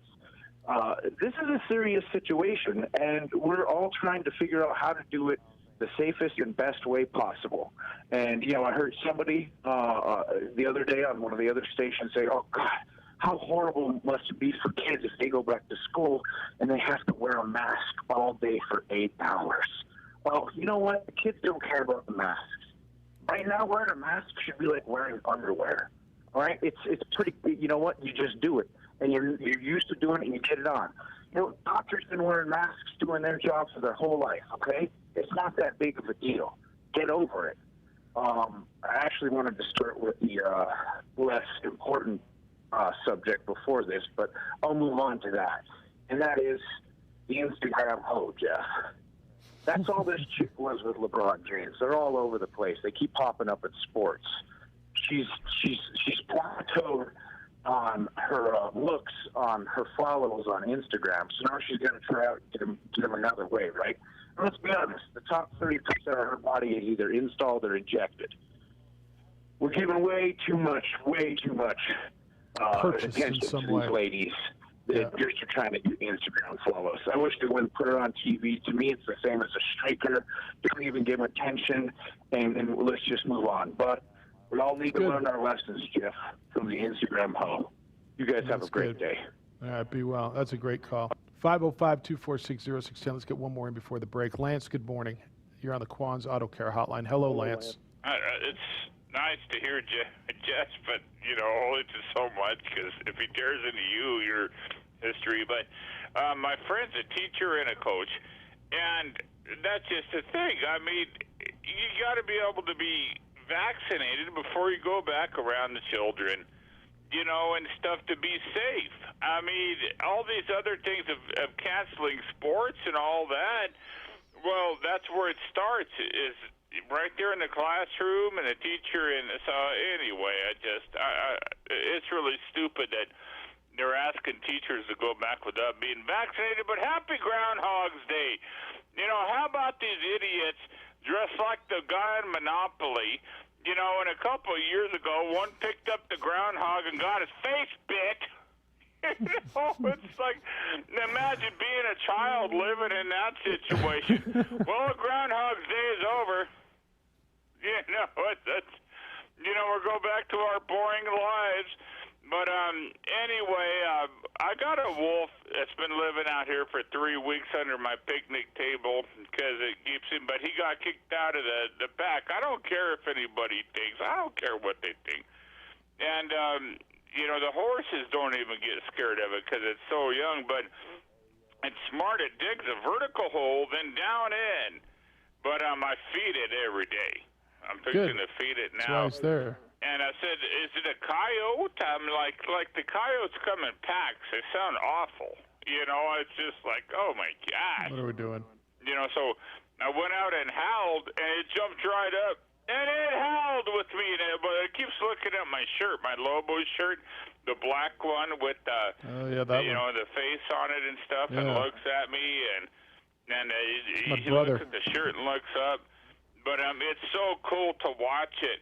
And, you know, New Mexico and everything that's going on, and watch him just walk around the property and just all happy, you know, enjoying life and looking around. So that's what we all need to realize, like, is that wolf just, you know, walk around and enjoy a little bit of life. You like the wolf. Know, and just, all right, Lance.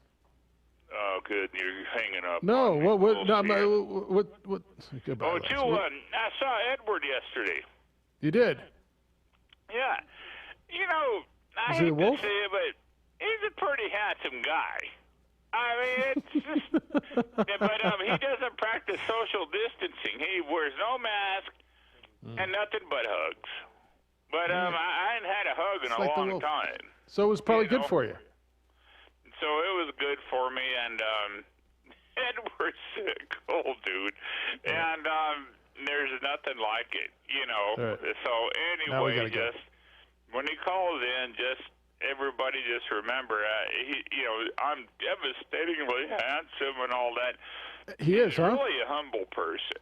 So just, yes, that's what I think of Edward, as humble. Yeah, just that's what I think during the call, because that's not. If at the end of the day, if you need a friend, he'll be there.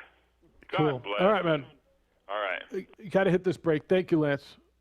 They hugged yesterday. That's kind of nice. That's good. All right, keep them coming at 505-246-0610. 888-922-0610. You trusted your home business security to a local company. They have armed response, and then they sold out, and you got selected. Now your security is on the brink of being bought by a national corporate giant. It doesn't have to be that way. I've trusted International Protective Service, IPS, for years to protect my home, and IPS is not for sale. They're invested here in this community. They care about your home, your business, like it's their own. Security is what they do. Let the highly trained armed guards and 24-hour patrols of IPS protect what is yours. If you're going on a trip, they will watch your home. Roll the garbage cans to the curb and back on garbage day. Pick up the newspapers. Pick up the mail. Give your home that lived-in look. Do exterior checks. Yesterday, my bell rang yesterday. IPS was, by this total true story, I had a package delivered. It was sitting on the porch. They saw it from the road, and they rang the doorbell, and when nobody answered, he put it kind of down below so nobody could see it from the road, just to protect the package from porch pirates until I got home. They do the little things, they do the big things. Call IPS. Protect what's important to you. 505-897-2420 is the number. 505-897-2420 or go to ipsglobal.com. Find quality.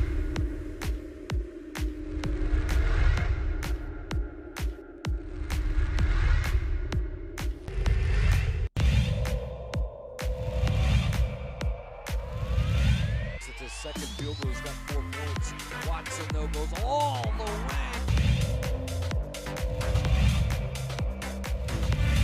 Hit the deck, I should say. Cordova tried to throw it off. Romero, a 3 for...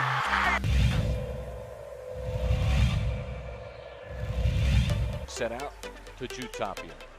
Nice move behind his back. It's a good...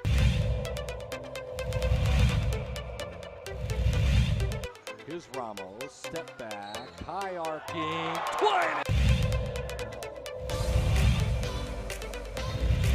But he needed to get his legs back under him. Ooh, a little kick.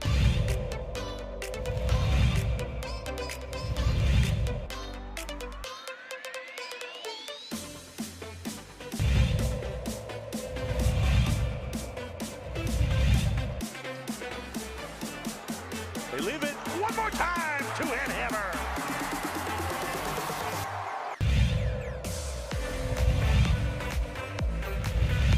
Look at this, they're not going to score again. Look at this. Up top. Yes, and the finish for Akbayosi.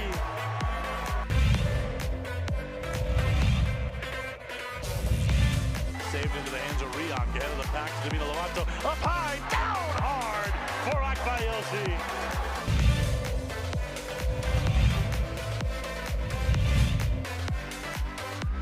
Out of the corner, Casals, the 3-0, Katenge! Let me clean up the mess! He dropped out of the rafters for that one, Steve.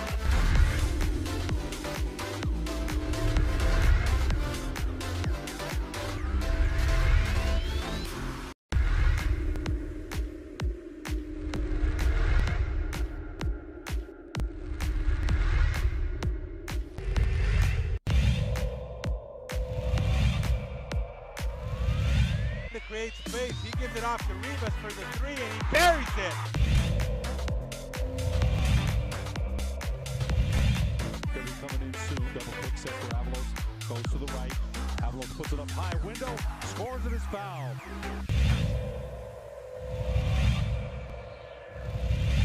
Right here by Lewis all the way, coast to coast, and finish. What a... Around the screen, against White, step back, it's blocked! JB with the block!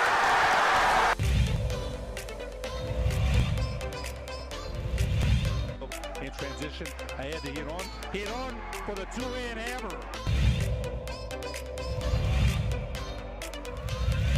Minutes to go, they've got a shot, they have a chance, and it's put up, and it's good! What a 3 that is by Jalen.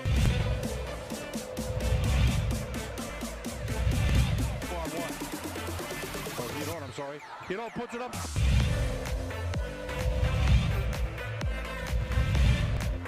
Rebound, Cowboys. Right side, David Hall. Thank you very much.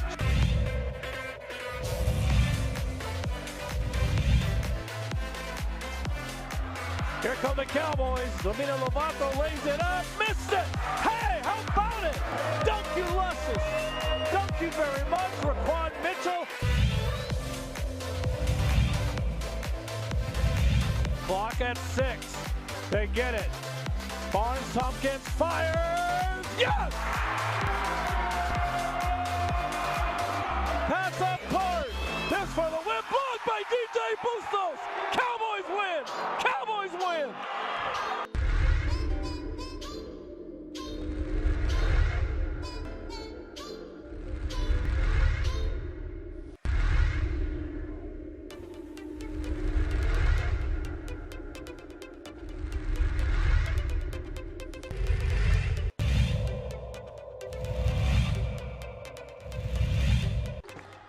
Ramos, rise and fire. He's fouled. You know, he used to coach for Del Norte. And Here's Voss all the way with the finish. He'll get the... Behind the back of the dribble. Tries to go up with the right hand. He changed hands in midair. And Hotnet sent it away.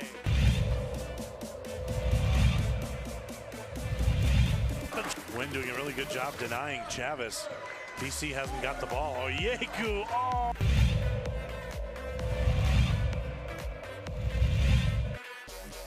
Working against Watson. Oh, look at the spin move.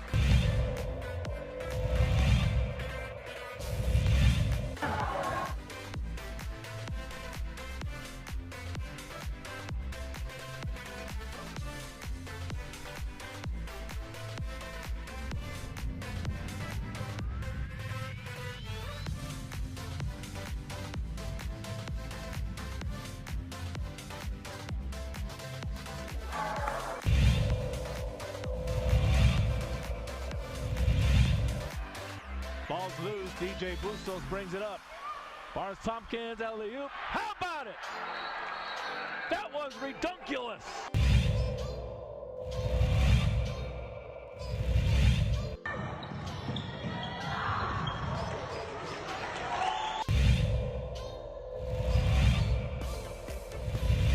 Turnover.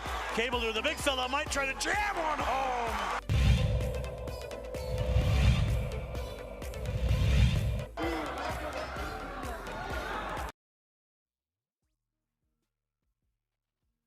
Was in choir, and there were kids that had no intentions of doing it at post high school, but they like being a part of the group. They like going on the trips, etc. So these extracurricular activities, the main focus and what they are for the development and the betterment of the kid, for their emotional, physical, and mental health. So I agree we should be doing all that we can to try to get them back safely. Now, with that said, there's always some extra wrinkles, and you all mentioned it perfectly. This thing has a lot of tentacles. You know, there are some teachers up here, I'm sure around the state, around the country, that don't want to get vaccinated. So how do you deal with that? How do you deal with the folks that don't want to take the necessary steps to get things back to where we should be? And it's a very complicated issue. But Jeff, ultimately, I'm on the same side as. Look, make a decision, and if it's going to be no, rip the Band-Aid off because That's right. kids are more resilient than maybe even what we give them credit for. But to start and stop, that's not fair. And what Dan was talking about, I'm with him in that too. Like, I have lost people that I know and I care about. So if that's what's driving the bus, then I think then what the administration needs to do is to say, hey, look, it's too risky, it's too dangerous, and then just make the call, because there still is a huge disconnect between this administration and the NMAA and what's going on. And if nothing else, clear that up, make a decision, and let's live with it. Good call, man. I agree. Thank you, Grady. Grady called at 505-246-0610. Jeff, you're up next. Good morning, Jeff. Well, gentlemen. What is up, man? Where you been? I've been practicing social media distancing, bro. It's probably best for you. That's best for us all. Yeah, I've been super busy. Like, got some really cool stuff going on in town, working with the new tiny home village to help our homeless brothers and sisters, trying to get a new treatment center up and running on the west side. Just The Lord's work, my friend. The Lord's work. How are you doing? I think we're all right, man. They still let us in. Well, not in every day. They still let us on the air every day.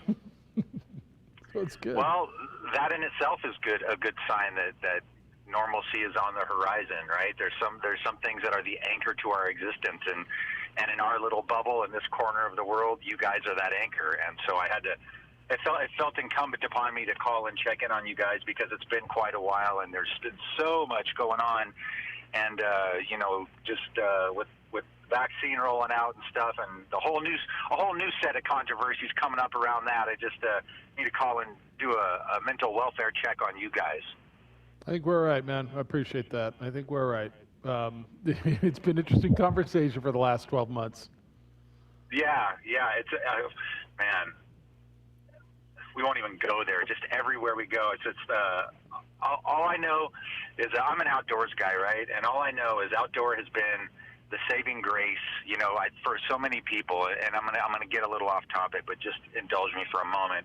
Like, so many people have just gone outdoors because we've been stuck inside for so long that I hope everybody remembers this, that when this whole thing kind of is in our rearview mirror, that like how much nature was there for us, and the sights and the sounds and the colors and the smells and the textures, so that when all this is kind of a thing of the past and, we're out there appreciating what's been there for us all along, man. It's kind of like each other, right? We don't really know what we have until it's gone, or until we've kind of experienced it or reintroduced ourselves to it. And that's what we have going on right now, is we've altered our entire way of existence. So we've turned to things that we might not have given enough attention to in the past that have really been saving graces for us. And for some of us, it's you guys. For some people, it's nature. For some people, it's whatever. Just don't forget those things when this goes away, because those things are where we find our sanity, and probably are the things that mean a lot to us at our core. And so I'll be watching you guys from afar. It's been a long road, and I've been busy, dude. But I'm out here checking you guys out, and I'll be back. I'll try not to be such a stranger. All right, man. It's great to hear you. Glad you're well. No, thanks. Have a good one, brother. It's great perspective, man. Outdoors have been key for all of us. Keep up the good work, brother. I know you're doing a lot for the community. Keep it coming. Great conversation. I got a bunch of your opinions next on the opening drive. But 95.9 FM and AM 610, the Sports Animal.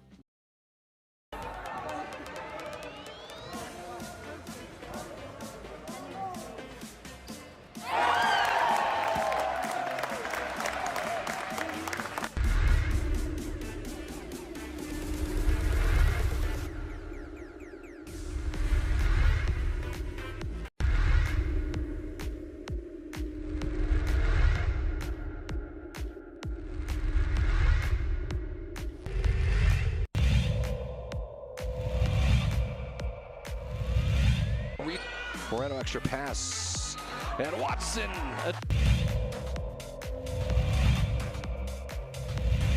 Out with it, Gallegos, and he's gonna run all the way. Window, yes! Able to get out of it. How did he find Battle?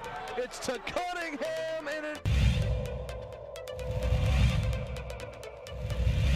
I mean, Ramos' hand. And Ramos puts it up, beats the buzzer!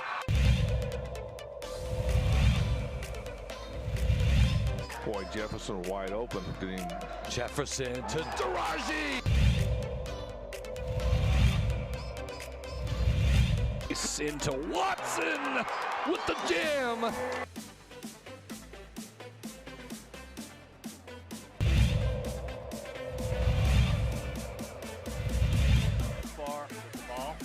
Another steal by Domino Lovato, and here comes Agbaiosi. Lob, two-hand hammer. You knew that was coming.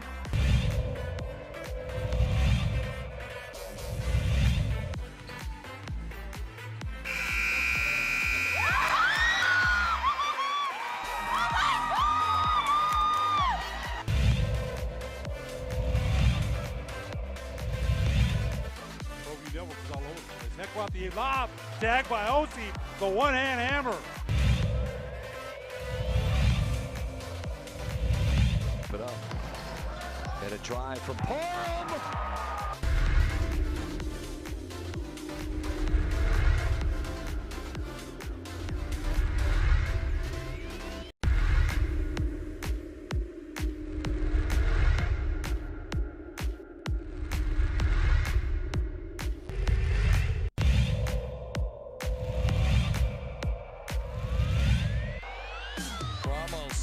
It's another.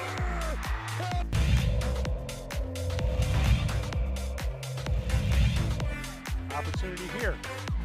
Martinez shoots, he scores.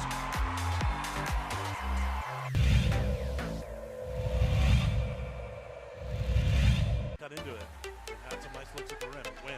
Inside. They're not going to miss this one. Two-hand hammer from Murillo.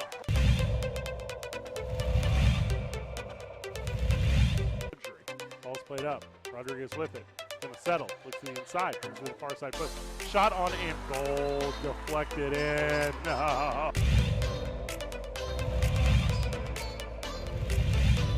Dorian's going to go all the way. It was blocked by the rim.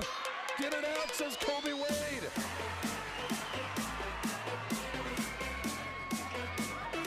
Ramos, get it!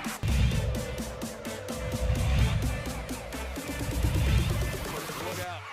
Ramos, can he chase it down? It was a freebie, saved it. And then stolen. And somehow Hasbury's got it back. Handoff. Watson.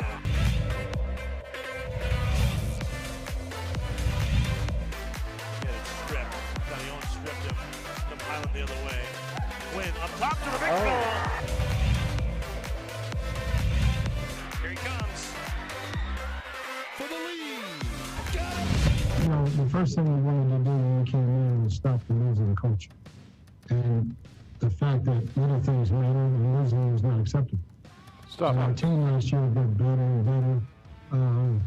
Going into the offseason, we wanted to keep the defense in camp, and Jason did a great job of getting Shaq and Siembieda as that young secondary progressed. And then, you know, put time in the mix. But All right, that was Bruce Arians. I don't know what the hell he said. Do you? Stuck in a slide at McDonald's? Yeah. What was he saying? Micah, help me. What Can you sum up what he was saying? What was he trying to say there, Micah? He was just talking about fixing the losing culture in Tampa Bay. Okay. Yeah, that's what I got out of that. Yeah. All right, we apologize like for. Like he didn't come out the other end. Where is he? Over there. Bruce was wearing 7 masks because it's COVID safe. What the hell? All right. Bruce Arians changing the losing culture. Get Tom Brady. Right? Changes the losing culture. That's the answer to the equation. Not about the creamsicle uniforms, not about anything that happened 10 years ago. It's, we have Tom Brady, thus we're in the Super Bowl. I'm just telling you, dude. People are on the Tom Brady hate, and I've heard all kinds of reasons to hate Tom Brady. Okay, and you know, for me, there's no politics in this. There's no, like, I'm rooting for this old guy who feels like he's doing sports the right way. No, he's not. Jeff, he cheated. Ned says he's a cheater. He deflated the footballs to the point where they're comfortable. Everybody else did it. I'm watching this guy. What else? I'm just kidding. That was just a bad joke. You can move on. Okay. I'm watching. If he changes the culture here and they win a Super Bowl, is this his greatest accomplishment? Is this would this be his greatest Super Bowl of his then 7 victories? How about that? His greatest accomplishment would be the dynasty that he created up there. But of all of his 7 Super Bowls, would this be the greatest that he wins? If he wins. Yes. Given at where he's at in his career, absolutely. I think so too. Because I think so this too. isn't a situation where they're doing it in spite of Tom Brady. Like, what is the main difference in this team? It's a quarterback position. Jameis Winston was out there throwing 30 interceptions, and they were 7-9 last year. Yeah. 30 gente. 30. And now all right, you got a young tackle, a couple rookies in there. Fantastic. Put Tom Brady, you're in the Super Bowl. You're in the Super Bowl. That's the difference. You won 3 games on the road. You went to Washington and beat, what was that guy's name? Tyler Heineke. And then you beat Drew Brees in the Superdome. And then you beat Aaron Rodgers at Lambeau. I will. That, you have to point that out, absolutely. Yes. Everyone always talks about how easy It Oh, was, yeah. and then the AFC. Oh, they win the division, get to play 2 home games. No Yeah. big deal. That's why if he wins this, and I think Kansas City's going to win the game. But if he wins this one, and if they win this one, depending on what his role is, if they win 10-7, there's not a chance in hell this is a 10-7 game. There's no chance, right? So if they win this, you figure they're going to have to score some points, right, up against Kansas City, right?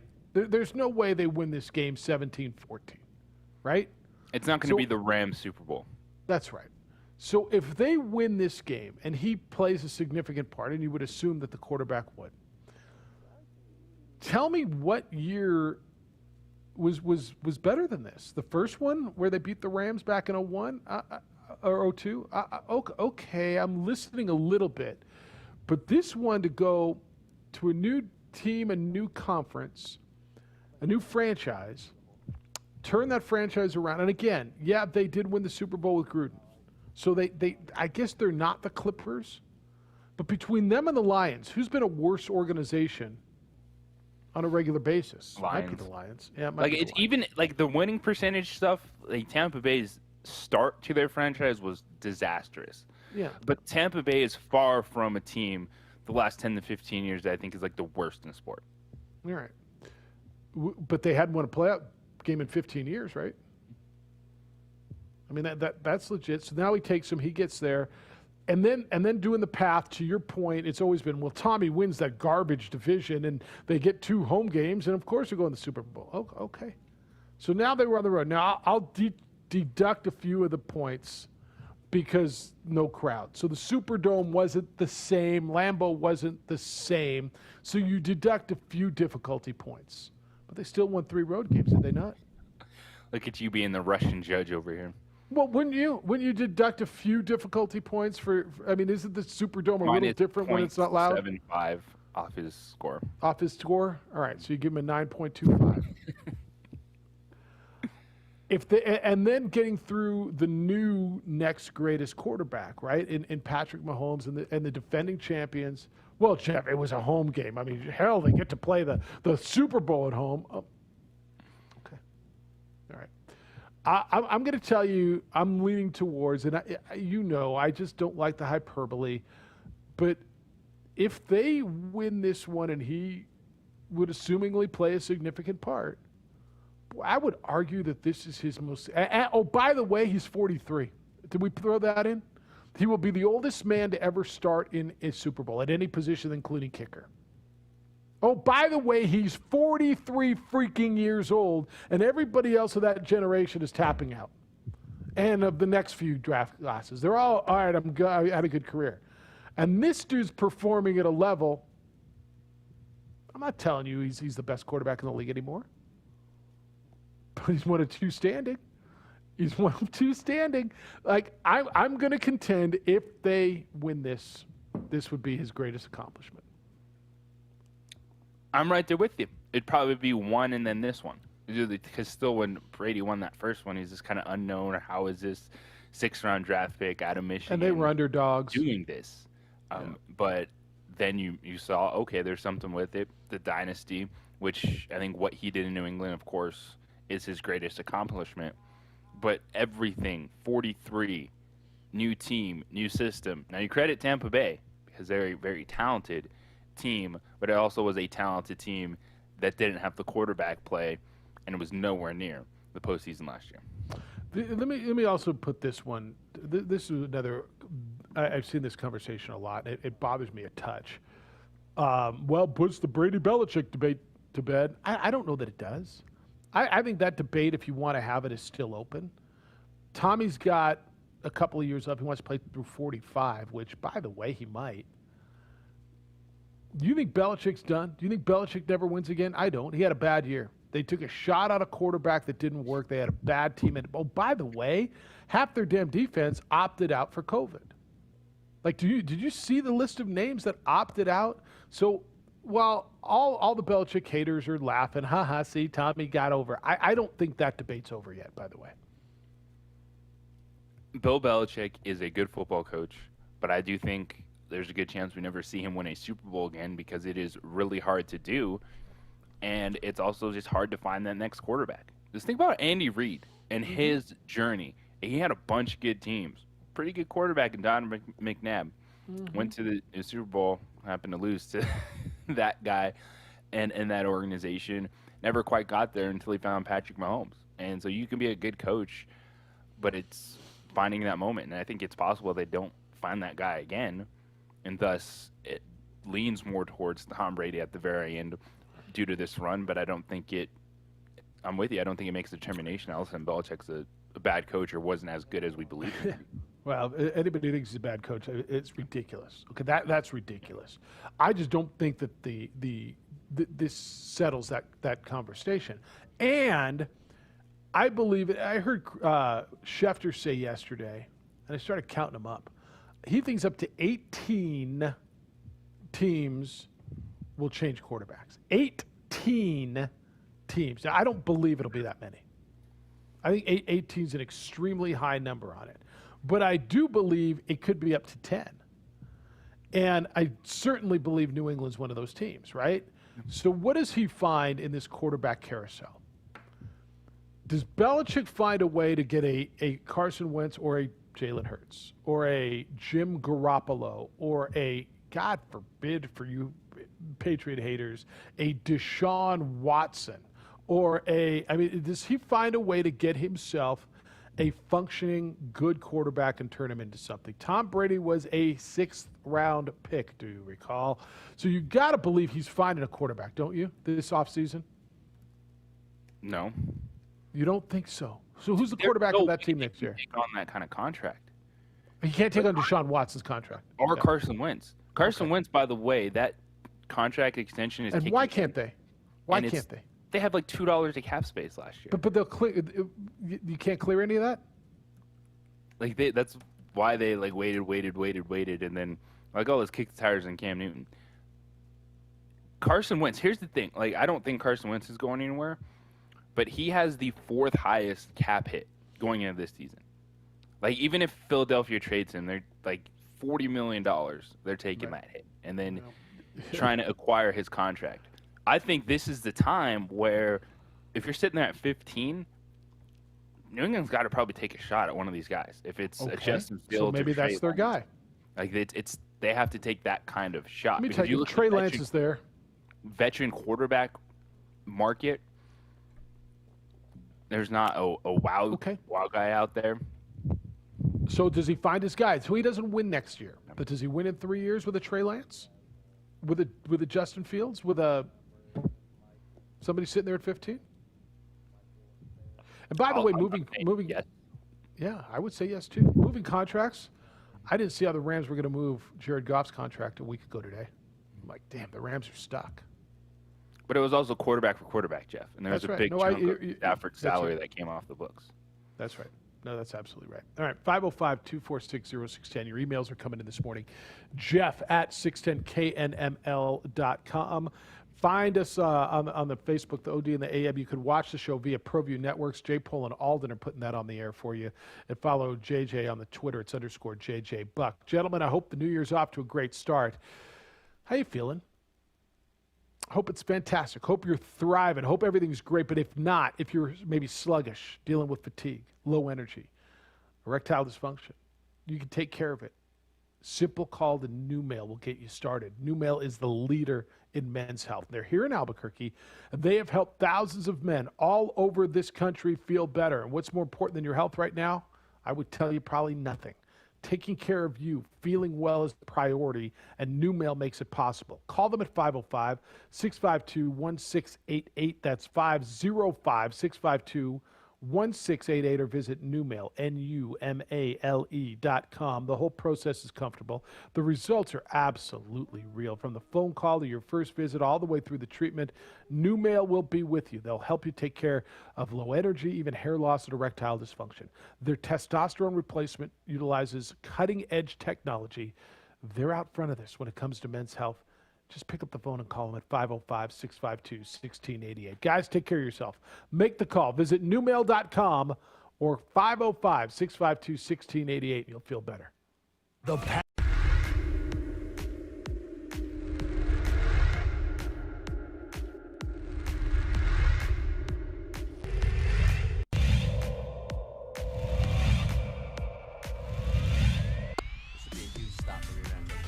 Dorian over. Did he get Yeah, in? they got in. He got in. Touchdown, Dorian Lewis.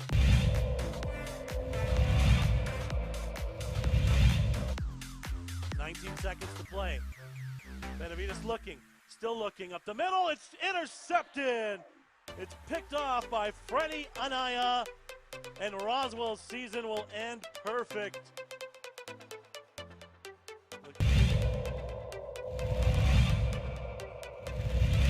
Second quarter, 2nd and 4 for Socorro at the whole 44-yard line. McDaniel trying, good block by Hicks. First down and more, 30, 25, 20. McDaniel might be gone. Touchdown. Wow. Touchdown for Michael McDaniel.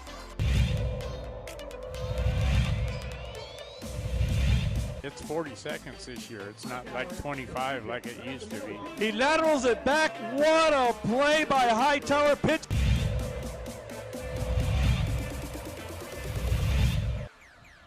Looked like somebody moved a little bit early. Hicks, the play fake, double move. He's got his receiver wide open. Caught. One man to beat. Touchdown. Touchdown to number 17, Nathaniel.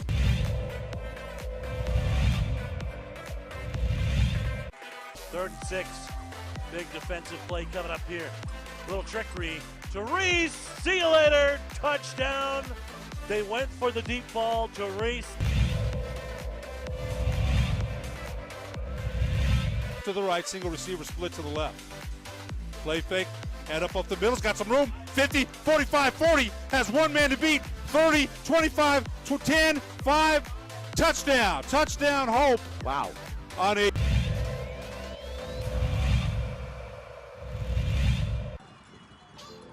Option again, he'll keep it. Now he'll pitch it. Comes out to the 30, 25, 20, up the sideline. Still inbounds, into the end zone. Let's see. Touchdown. Touchdown, Portel. The outside of running an out route. Davis in a play action, looking. He's going to go back to Lewis, and Lewis makes a cut, and Lewis still on his feet. Dorian Lewis is in for a touchdown.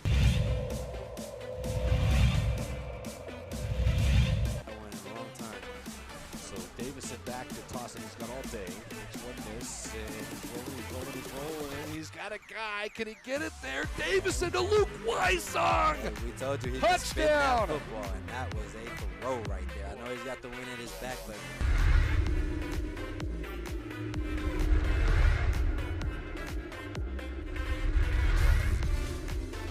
don't sacrifice quality of flavor when you're in a hurry. Golden Pride offers ribs, fried chicken, green and red chili breakfast burritos, and Frontier Cinnabons. 4 great locations, or visit us online at goldenpride@abq.com. Golden Pride Barbecue Chicken and Ribs, proud supporter of ProView Sports Network.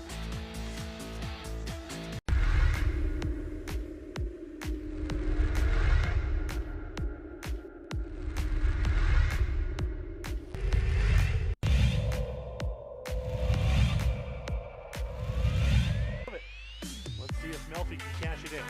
He's got some protection. Deep ball. Erickson's open. Touchdown, Monarchs.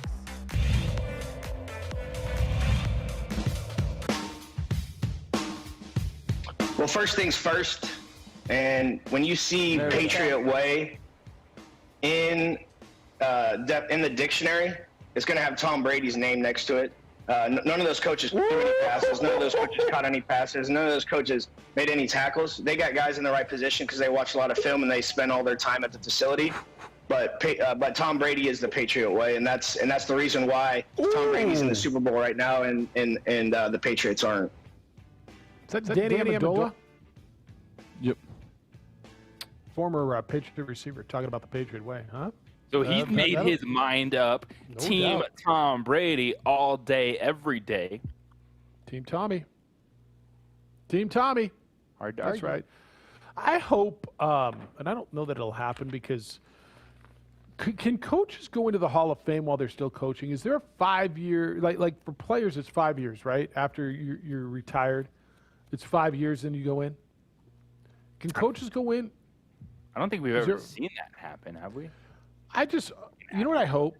I hope Tommy and Belichick go into the Hall of Fame in the same class. And they can be like going together and celebrated together, and And because I think when all's said and done, neither one of them has said a bad thing publicly about the other, right? But I hope they go in together. I think that'd be really cool. It's just me. What?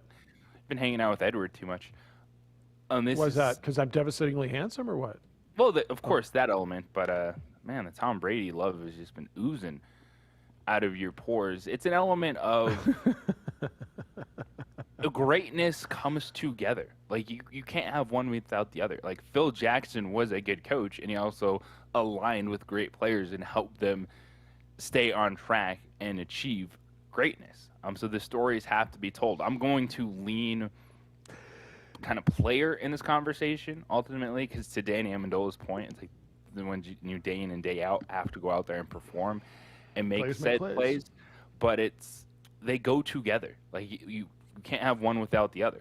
Because without Tom Brady, Bill Belichick, I think maybe wins one or two potentially, but he's not up to where he is as a coach. If he had Patrick Mahomes, he would have. Or if he had Aaron Rodgers, he might have. I mean, like with all due respect, Bill Parcells was great when he had players, but what did he win when he was with the Cowboys? Just asking. I mean, how many Super Bowls did he win there? I forget. Players make plays, man. All these great. Belichick didn't win when he was with the Browns, right? Players make plays. If you have great, and in this league, give me like you can find me a team who won without a great quarterback. Yes. You can't find me a consistent franchise that won without a great quarterback. All the dynasties, everything that you would consider a dynasty in the National Football League championship level had a great quarterback, all the way back to Bart Starr. Every single one of them. Whether it was the Patriots or the Cowboys or the Steelers or the Raiders, anything that you consider close to a dynasty, or even, I mean, hell, with the word dynasty, a consistently championship caliber franchise had a great quarterback. Oh, by the way, yeah, they had a great coach. So it was Bradshaw and Nolan, it was Staubach and Landry, and it was Belichick and Brady. Yeah, and so which one made the other? Bottom line is the players make plays. They all had a great defense. Bud Grant, longtime coach of the Vikings. They went 4 times. Him and Fran Tarkenton went 4 times. They didn't win one. It's kind of like the Bills. Oh, by the way, Jim Kelly and Marv Levy. But who was the architect? Was it Jim Kelly or Marv Levy? Marv Levy was a great coach, but does he win without a great quarterback? No, they go hand in hand. I think when you look at players making plays, you also look at the coach, which helps maximize the consistency of great players, but then also gets everyone else involved to complement said centerpiece. Yep. Truth. Howard, good morning. You're on the Quan's Auto Care Hotline. Hello, Howie. Good morning, gentlemen. You know, that's an excellent point. In fact, I believe maybe the last team to really win the Super Bowl with a subpar quarterback might have been the Ravens with Trent Dilfer, but they had a historically good defense. Yes. So, you know, it is. You're absolutely right. Troy Aikman was a good one. You know, Montana, you know, Steve Young. I mean, all the good teams had Montana good quarterbacks. and Walsh. They had pretty good coaches, but, you know. Now, JJ, am I wrong in thinking, but is Jeff drinking the Tom Brady Kool-Aid? He's sipping the TB12 wine. He's drinking avocado wine, right? Avocado ice Jeff. cream. I said, you're on that Tom Brady bandwagon pretty good, but I tell you, I think it's changing of the guard time. If you look at the NFC Championship game, 3 interceptions in the second half. If that Tampa Bay defense did not come up with stop after stop after stop, they wouldn't be in this conversation right now. What did Tommy do in the first half? What did he do? What did Tommy do in the first half? What did he do right before half? I mean, I hate being Tom Brady apologist, but what did he do in the first half? What did he do right before halftime? Oh, and when he got the ball back in the last 2 minutes, what happened? Just asking. I forgot. Well, I know. I mean, but you know, they were also, they could have very well lost. I mean, if they the nuts and candies and whatever, you know, everybody has a Merry Christmas, whatever the saying is. But, you know, and I'm going on a dangerous limb here. I could cost myself my job going against Tom Brady. You realize that, right?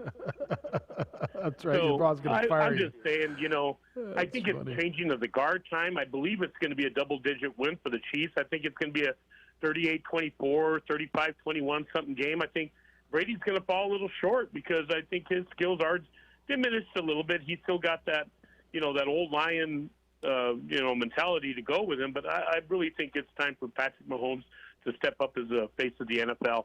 And as far as Bruce Arians go, this is why Tampa Bay's in super trouble, JJ, because I could have sworn, I don't think he knows where the Super Bowl is. I could have sworn under that muffled map he was saying moving on to Cincinnati or something like that. But have a good day, guys. I think Kansas City's going to win too. I do. That's why I'm iffing you, and that's why it's even more impressive if Tommy wins this game, because y'all and me think that Kansas City's going to win. That's all. Well, he's 43. He's old. He eats avocado ice cream. Whatever he's doing at home seems like it's working. Hello, John. Good morning. You're on the Quan's Auto Care Hotline. What's up, John? Good morning, gentlemen. It's interesting talking about coaches and quarterbacks, but you seem to be forgetting about Joe Gibbs and the team formerly known as the Redskins, where he won 3 Super Bowls in 10 years with 3 different quarterbacks. That's right. No, that's right. So there's always an exception, right? There's always an exception. You're right. With Doug Williams and Mark Rippon, and who was the third? His name rhymes with Heisman, even though he never Oh, won yeah, the Heisman. yeah. But he didn't win his Super Bowl, did he? Yes, he did, because he He won did? in, I think, 82, and then they lost to the Raiders the next year when Marcus Allen ran all over him for like 200,000 yards. Yep. And So there's always an exception.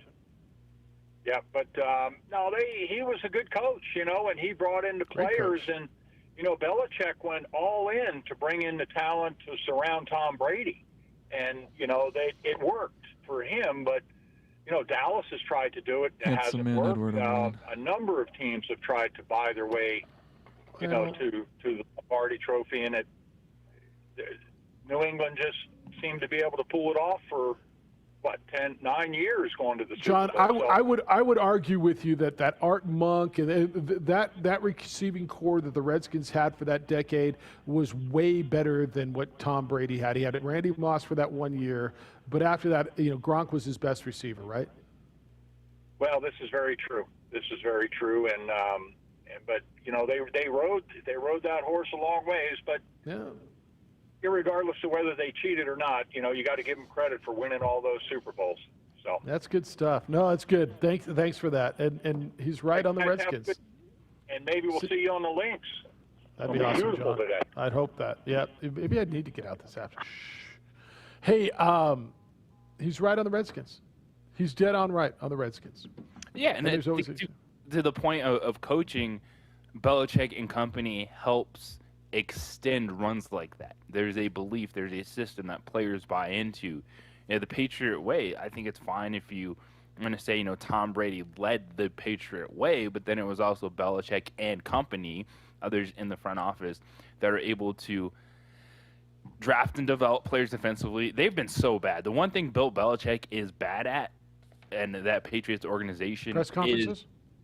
Press conferences and wide receivers. So it was really impressive that they were able to do all that, never drafting a good wide receiver. Drafted 2 tight ends, which was fantastic for them, Rob Gronkowski, but they never hit on wide receivers in that offense. That's right. All right, back to the phones if you're there. Encourage you to stay there. Got a bunch of your emails I got to get through. Dang, look at all these. Y'all are very verbose, which is good today. I like it all. Get your thoughts when we get back on the opening drive. Jeff Siembieda, JJ Buck, Micah, J Pole, all den is all in on 95.9 FM and AM 670 Sports Animal.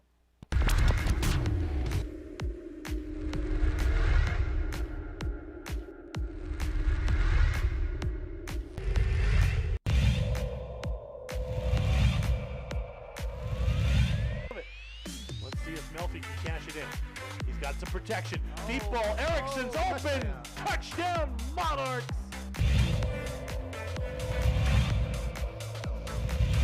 Second and 10. Smith looking, and he's going to fire over the middle, and he's got his guy, and it's another big play. Walking away for a touchdown, Tristan Altier.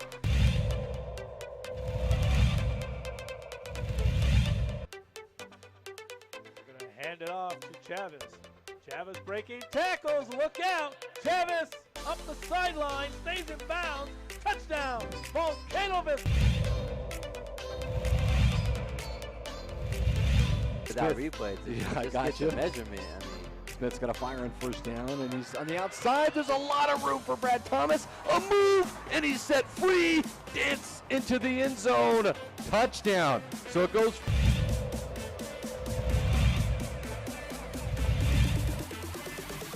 He'll run with it.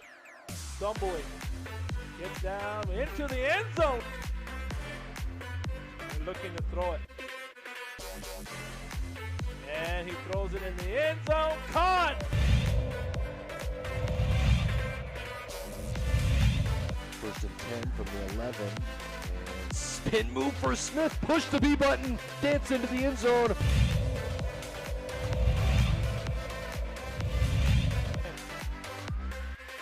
He'll throw it. Looking. Here comes the rush. Stepping up. Pavia now running around. Being chased. Looks across. Throws it up, man's wide open. Ball is caught. Touchdown. Jimmy Gaye.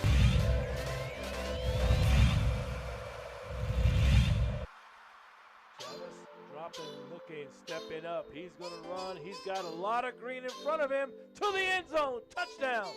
Rio Rancho, Isaiah Chavez. Chavez set. He's going to run with it again and dives and...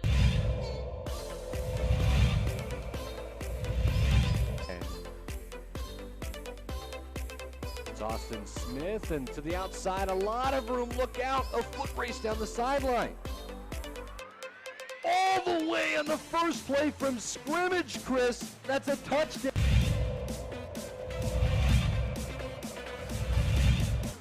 Scrambling. And off, great hit. He bounces off outside. Got some daylight at the 20, the 10, the 5. What an incredible run.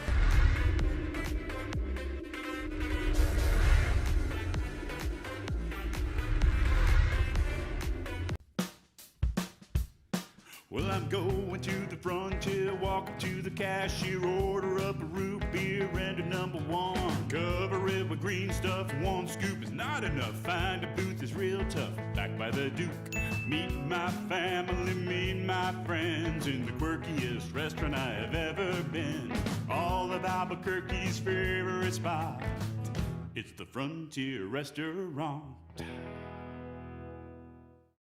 The Frontier Restaurant is a proud supporter of ProView Sports Network.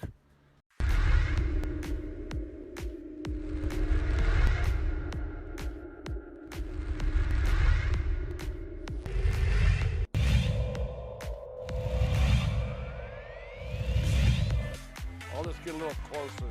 Oh, instead it's a gorgeous pass. Here's what Hill's gonna just shoot it. He's going to go all the way. He's gonna fire at the buzzer and he hits.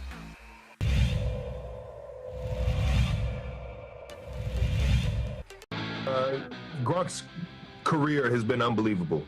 Unbelievable. It's going to go down in history as one of the best players that have ever played this game. The guy is an unbelievable person, talent, you name it, man. I might be one of the biggest Gronk fans out there. It's a little bit personal, man. It's got to be that way. You know, I'm here and I'm playing this game to be the best. Who was that? Travis Kelce on Gronk. Travis Kelce on Gronk. 2 tight ends in the Super Bowl. Opening drive. Best tight end of all time. 246-0610. You make the call. Who is it? Gronk? Shannon Sharp? Rob Gronkowski? Tony Gonzalez. Travis Kelce? Tony Gonzalez. Tony Gonzalez? Dave Casper. There have been some Kellen good ones Winslow. now. Kellen Winslow was unbeatable. Unbeatable.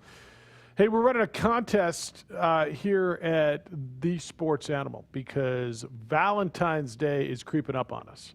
And The Sports Animal wants to help keep you in good graces with your sweetie. So we got your chance to win 95 roses from People's Flowers and a $100 gift certificate from the Candy Lady. So flowers and sweets for your honey, huh? Should keep you in good standing for a while. For all the details, and you can register, go log on to our website, sportsanimalabq.com. Jeff, JJ, Micah, Alden, and Jay Pohl, 2460610 is where we are. All right. You want some more Tom Brady love? I'll back away and I'll cede the mantle to he of the ultimate uncomfortable and concerning Tom Brady man love. Hello, Edward. You know, it is a delightful day as we navigate through social media. What came across my timeline yesterday, 6 years ago yesterday, was, in my opinion, the greatest defensive play in the history of the NFL when Malcolm Butler picked off Rudy on the line. The ball at the goal line. When the reason I believe it's the most critical play, defensive play in the history of the NFL, because it was in a championship game where it was almost certainty that you were going to lose, and the game flipped on one play. And for the lay person who colloquially has stated over several years, how could they run the ball in that? How could they throw the ball in that play?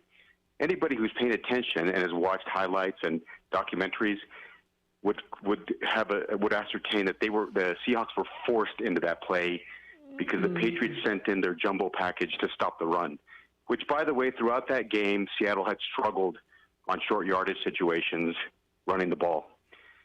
Additionally, there's film where Malcolm Butler practiced that play repeatedly all week leading up to that game, where he was coached to plant your foot and jump the pattern and be aggressive, which is exactly what he did, which is a function of coaching and preparation, hence the greatest coach in the history of the game.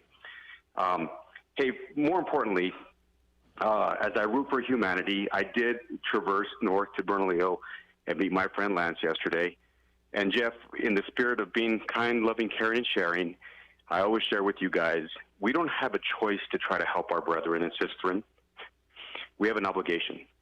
And when an individual reaches out, and just needs some help or support or,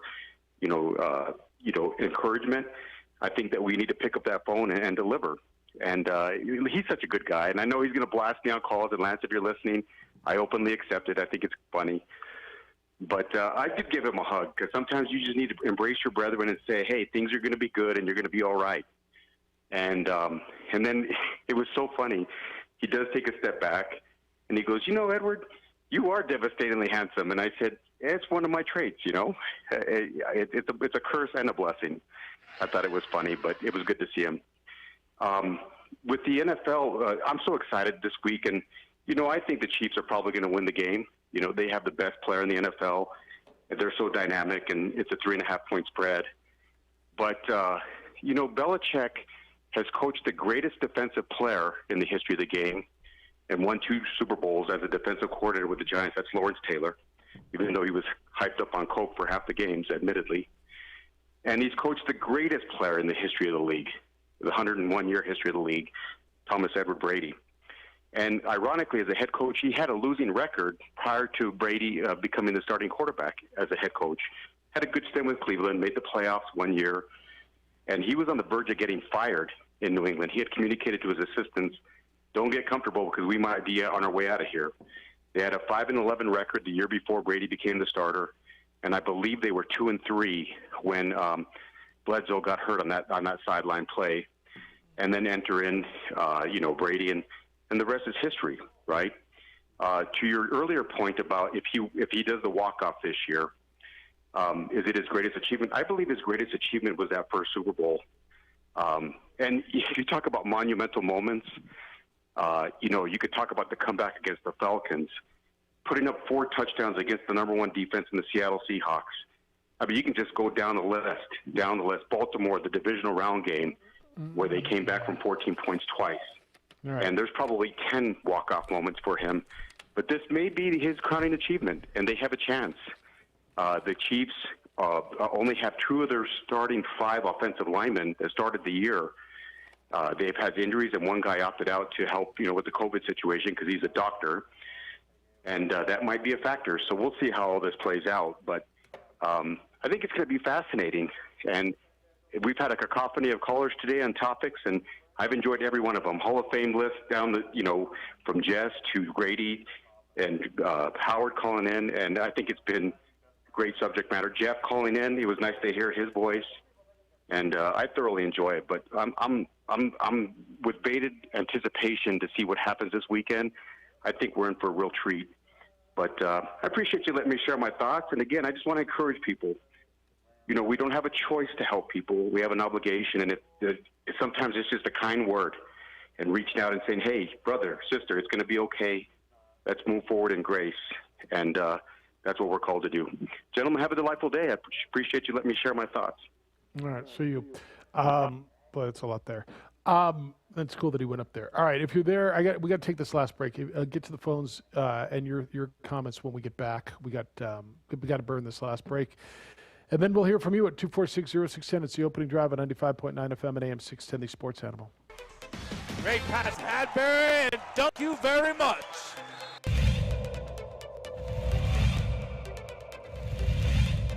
Tie in the district. Inside, fly, Eagles. Chavez uses some athleticism. And then Morris down low, able to finish. You called it, Steve, in 10 seconds. And look at this. Stripped, stolen Watson. Christian Lucero beats the buzzer. Here's Ian Chavez, the sharpshooter. Got it. Said that any better. He answered the question. On got another steal one at the buzzer. Back to back for Chavez. To the paint. Medina from the volleyball lines. Medina wants another one from deep. He wants 10. Give him 10.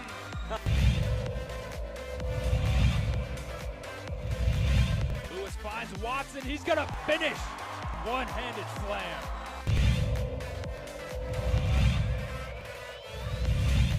Vista, but just all the different scenarios we could see potentially play out ahead of the state tournament.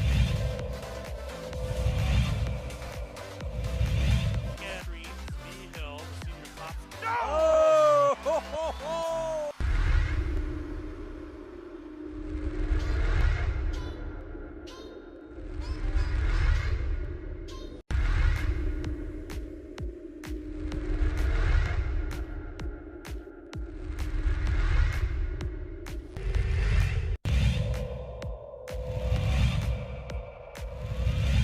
Played over to Madrid.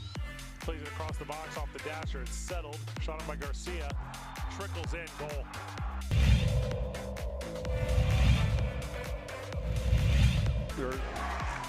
Chavez blocked at the rim. And here's Dorian Lewis to Watson. Shot on and just wide. Big deflection. Goal.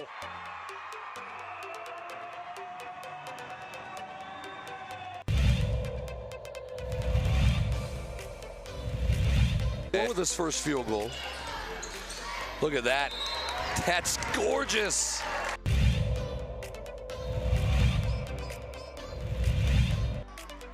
Not a game you can go have 25 turnovers in and win.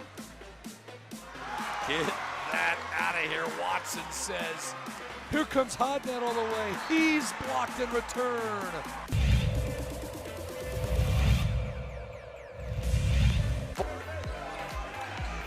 Dickey, did he get it off? He did, and he hit it.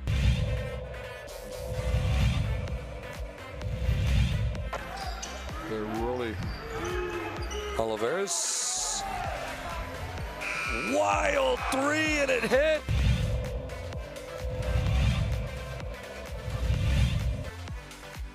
Another steal nearly by Hiron. It is a steal. Avalos ahead to Hiron.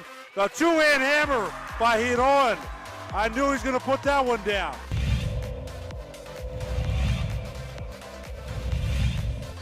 ProView Networks tonight.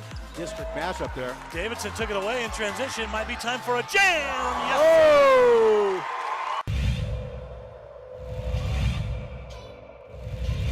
Big Barton, watch him, coach. Watch the inbounder. Dumas Sanchez in the corner. Back to Barton with 2.4 seconds left. Fires for the win. And he got it! It's good. Oh my God! On the last second shot. He did! Oh my God! Bakes it in from 25 feet and watch the celebration right in front of us. What a shot by Barton. He was double teamed and somehow found a way to get it in. All right, bringing you home on a busy Tuesday. Let's get back to it at 505-246-0610. Rudy, thank you for holding. Good morning, sir. Well, good morning. Good morning to all the sports animals out there. I have to echo what Edward's saying because as an attorney in this town, I'm seeing some very disturbing things. And what we can't let this pandemic do is take our humanity away. And you're seeing erosion and cracks in that. And, we all have to work together. There's a way out of this, and the only way out of it is to start. And so I don't want the kids' rug pulled out from underneath them. I think they need to play. And so we have to be smart about how we go about this. But just look at the numbers. I mean, we're gonna break the murder record for this city before the year's half over if it keeps going the way it's going. And I don't know what's bringing all this angst about, except that things aren't open and people are really getting to start thinking about themselves and not other people. So what's always been my refuge is sports. We can get on here, we can agree to disagree, we can say that's a lousy take, but at the end of the day, just remember we're all in this. We're always in this together. We've always been in this together. And that's why some of the unfortunate comments I hear about Lobo basketball. Ralph Davis said it this morning. Did you read his article? No. When you read it, you'll see exactly why UNM is struggling in basketball. The kids don't have a chance to work on their individual skills. Practice is for the team. After practice is for the individual skills. And when you have to borrow somebody else's gym and they kick you out and you have maybe an hour and a half instead of unlimited time, if the governor would just do one thing, and that is allow these teams to play based on their numbers, not the general population, I think people would see their way through this. And it would be an example to other people how they can get through COVID if they maintain a bubble, if they maintain their contacts. I've come into my office every day during this pandemic because that's the only way I know how to practice law. And it's been really tough. But I'm going to keep doing it. And everybody out there, I just encourage you to love your families and to, take a breath when you're ready to criticize somebody because you have absolutely no idea what some people have been through in this pandemic, including UNM sports. Thank you, Rudy. Yeah. There's a lot to that, man. Take care. You don't know what someone else is going through. You're right. All right. You want me to hit the majority of these or as many of these emails as I can, JJ? What are the people saying? All right, a lot of it's on the high school stuff and the vaccinations. Ken says, OMG, how presage was this? OD callers are first class. Who compared the vaccine talk to you in Vegas in July when coaches tell you we have a great staff, we have an awesome recruiting class? Remember, we were told the vaccine was 90 to 95% effective in October. Now, I'm hearing in some folks it might be closer to 50%. In others, it's better than nothing, but not a knockout punch, or we need more time to study. What happened to 90, 95%? It's from Ken. Ken, don't you? I mean, they're learning more as we go. We've never been here before. Hondo says, did you say 4 cases per school? Jeffy, there are going to be schools that have that many in a week. Whether they open the doors and let everybody in or everyone says working from home, especially now that we're hearing that even though you're vaxxed, that doesn't necessarily mean you still won't test positive. Yeah, the four tests per school in 14 days, JJ, is the one that I think is going to shut down a bunch of these schools / athletic programs, right? Seems that way. This is Dan. He says, replying to Dan, Jeffrey, Juan Jose, and Micah John, what Dan didn't mention in those statistics, he shouted, out, wouldn't be all that different if the schools were open and we were playing sports. I don't know how anybody knows that. Dan came in and gave the statistics on people who are dying and infected, and we make a lot of assumptions. Do you know that they wouldn't be different if schools were open? And if you do, I'm curious how you know that for an exact. Like, do we know that for sure? What am I missing? We don't. Okay. Ron disagrees with Steve. Steve was a good caller, actually. He says, we have an administration that's following science now, and that science is this is on the vaccinations. So teachers aren't more accessible to COVID as a population as a whole, so there's no science behind them cutting in line. Yeah, but they're going to be with our kids with more people every day. Lancer is the OD answer, says Bad Street. So if Loopy sees his shadow, do we have 6 more weeks of winter? Would you call him Dr. Doolittle? Yes. He's got the horse, he's got the wolf. Yeah, no, look. There's been bears involved, deer. And he's talking to them all. Don says on Lance's wolf, if Lance had woofed at his wolf, do you think the wolf would have woofed back? That's a tongue twister. If you woof at your wolf, would your wolf woof back? If one woofs at a wolf, would one's wolf woof back? Ooh, try that. Do it. If you woof at a wolf, does the wolf woof back? If one woofs at a wolf, would a wolf woof back? Ooh, that's good. I don't know, Don. I really don't know. He says You Lobos might tell howl. it, it'll howl. Lobos howl. They do not woof, he said. All right, this is a governor conspiracy theory. Well, I've heard this on a number of platforms. It's from Brian. He says, Jeff, the governor's school reopening announcement and allowance of high school sports is on the same level as the governor's red, yellow, and green opening of the reopening state plan. It's political. It's a political move for her to be able to keep everything closed down, but place the blame for not reopening or playing sports on us. She will now say that she allowed for schools to open, and if we're not open or playing sports, it's our fault or the school district's fault because they were not able to comply with the guidelines. Way to be a leader. I've heard that from a number of people. Because basically there's a way to open, but very, very strict parameters. And many people feel parameters that there's no way can be achieved. And hence, the governor can say, well, I let you do it, but you screwed it up.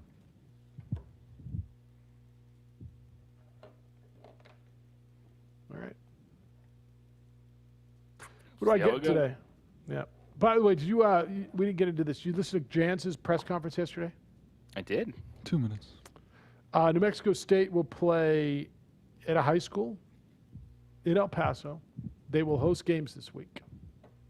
Seems like, he's at a place where he's just trying to get through this, man. He's never been in a losing program. He's never been at the bottom of the standings, I don't believe. Even though it was 0-2. This is all brand new for him. Yeah, what Chris Jans said yesterday made a ton of sense. He still believes in his basketball team. They just have to find a routine and get in a rhythm, which they were unable to do when you've played 3 Division I basketball games to this point in the season, and it's February 2nd. So they have work to do, a lot of catching up, but it still comes down to Vegas. Can you put yourself in good position going into the WAC tournament? I look at this basketball team, the players that returned this past weekend, I'm giving them that chance. I still think they're going to make shots. I still think they're going to be pretty good and be challenging for the WAC tournament title. Yep, and that's really what it comes down to at this point. That's all it comes down to. I see Grand Canyon in as a 15 seed in some of the bracketology projections. All right, good stuff today. Good conversation. Some voices we hadn't heard before, some voices we hadn't heard in a while. It's a good day. Jim Rome Show is next. The Dan Patrick Show will follow that. Sports Bar this afternoon at 3. Trulio and Carlisle with more local sports talk then, and we're back with more award-winning radio tomorrow morning at 7 a.m. You can watch the repeat of the show on Channel 26 coming up at 3 o'clock today, courtesy of your friends at ProView. Good job, Jay Pohl and Alden. Micah? JJ, go have a good day. We'll see you tomorrow. Be good to each other, please. Be kind, loving, caring, and sharing. Enjoy Tuesday.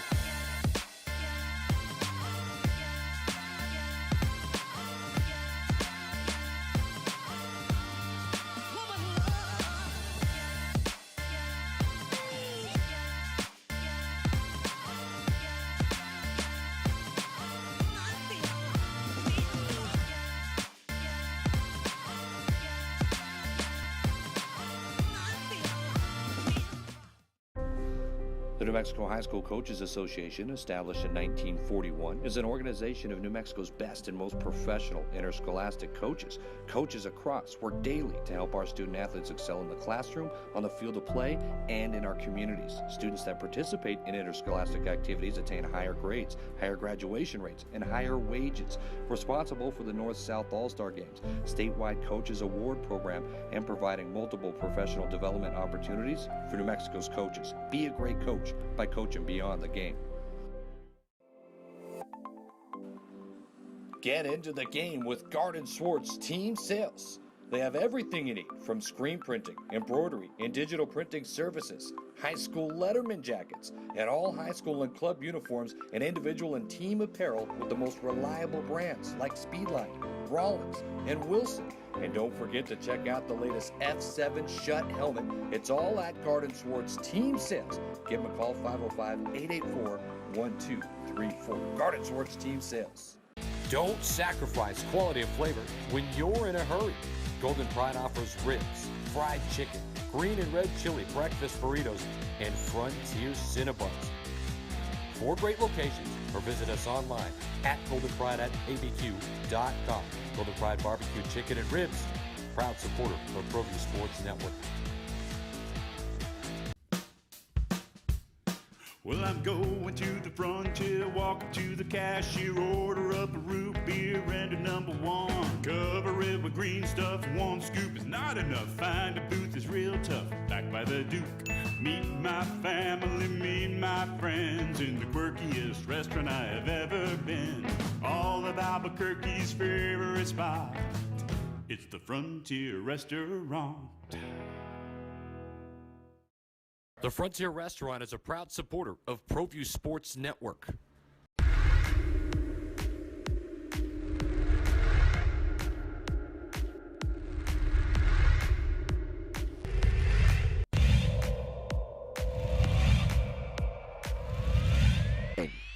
Call it as Bobby's looking, and he's got a guy wide open, and it's Gay, and he's gonna walk into the end zone. But he did a good job with it. 1st and goal, it's Chavez to the middle, and Chavez stops. And Stevens in motion. On the handoff to Mitchell. Look out! Oh, see you later. Take it to the house. Fly, Cardinals fly. To the other side, provide some protection. And off to Webskowski again. Look out! See you later. Good night. Touchdown, Webskowski.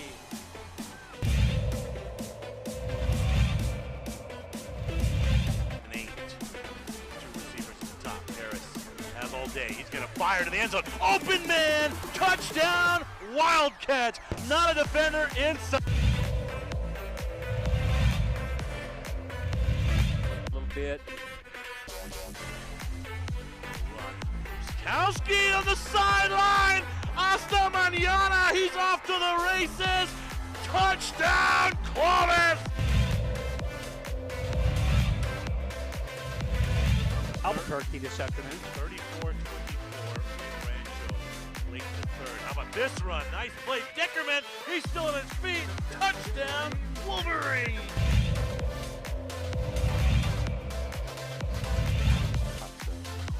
Exactly what they want to get yards.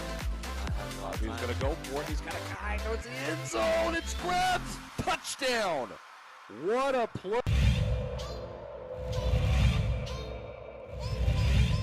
And long here for the Storm.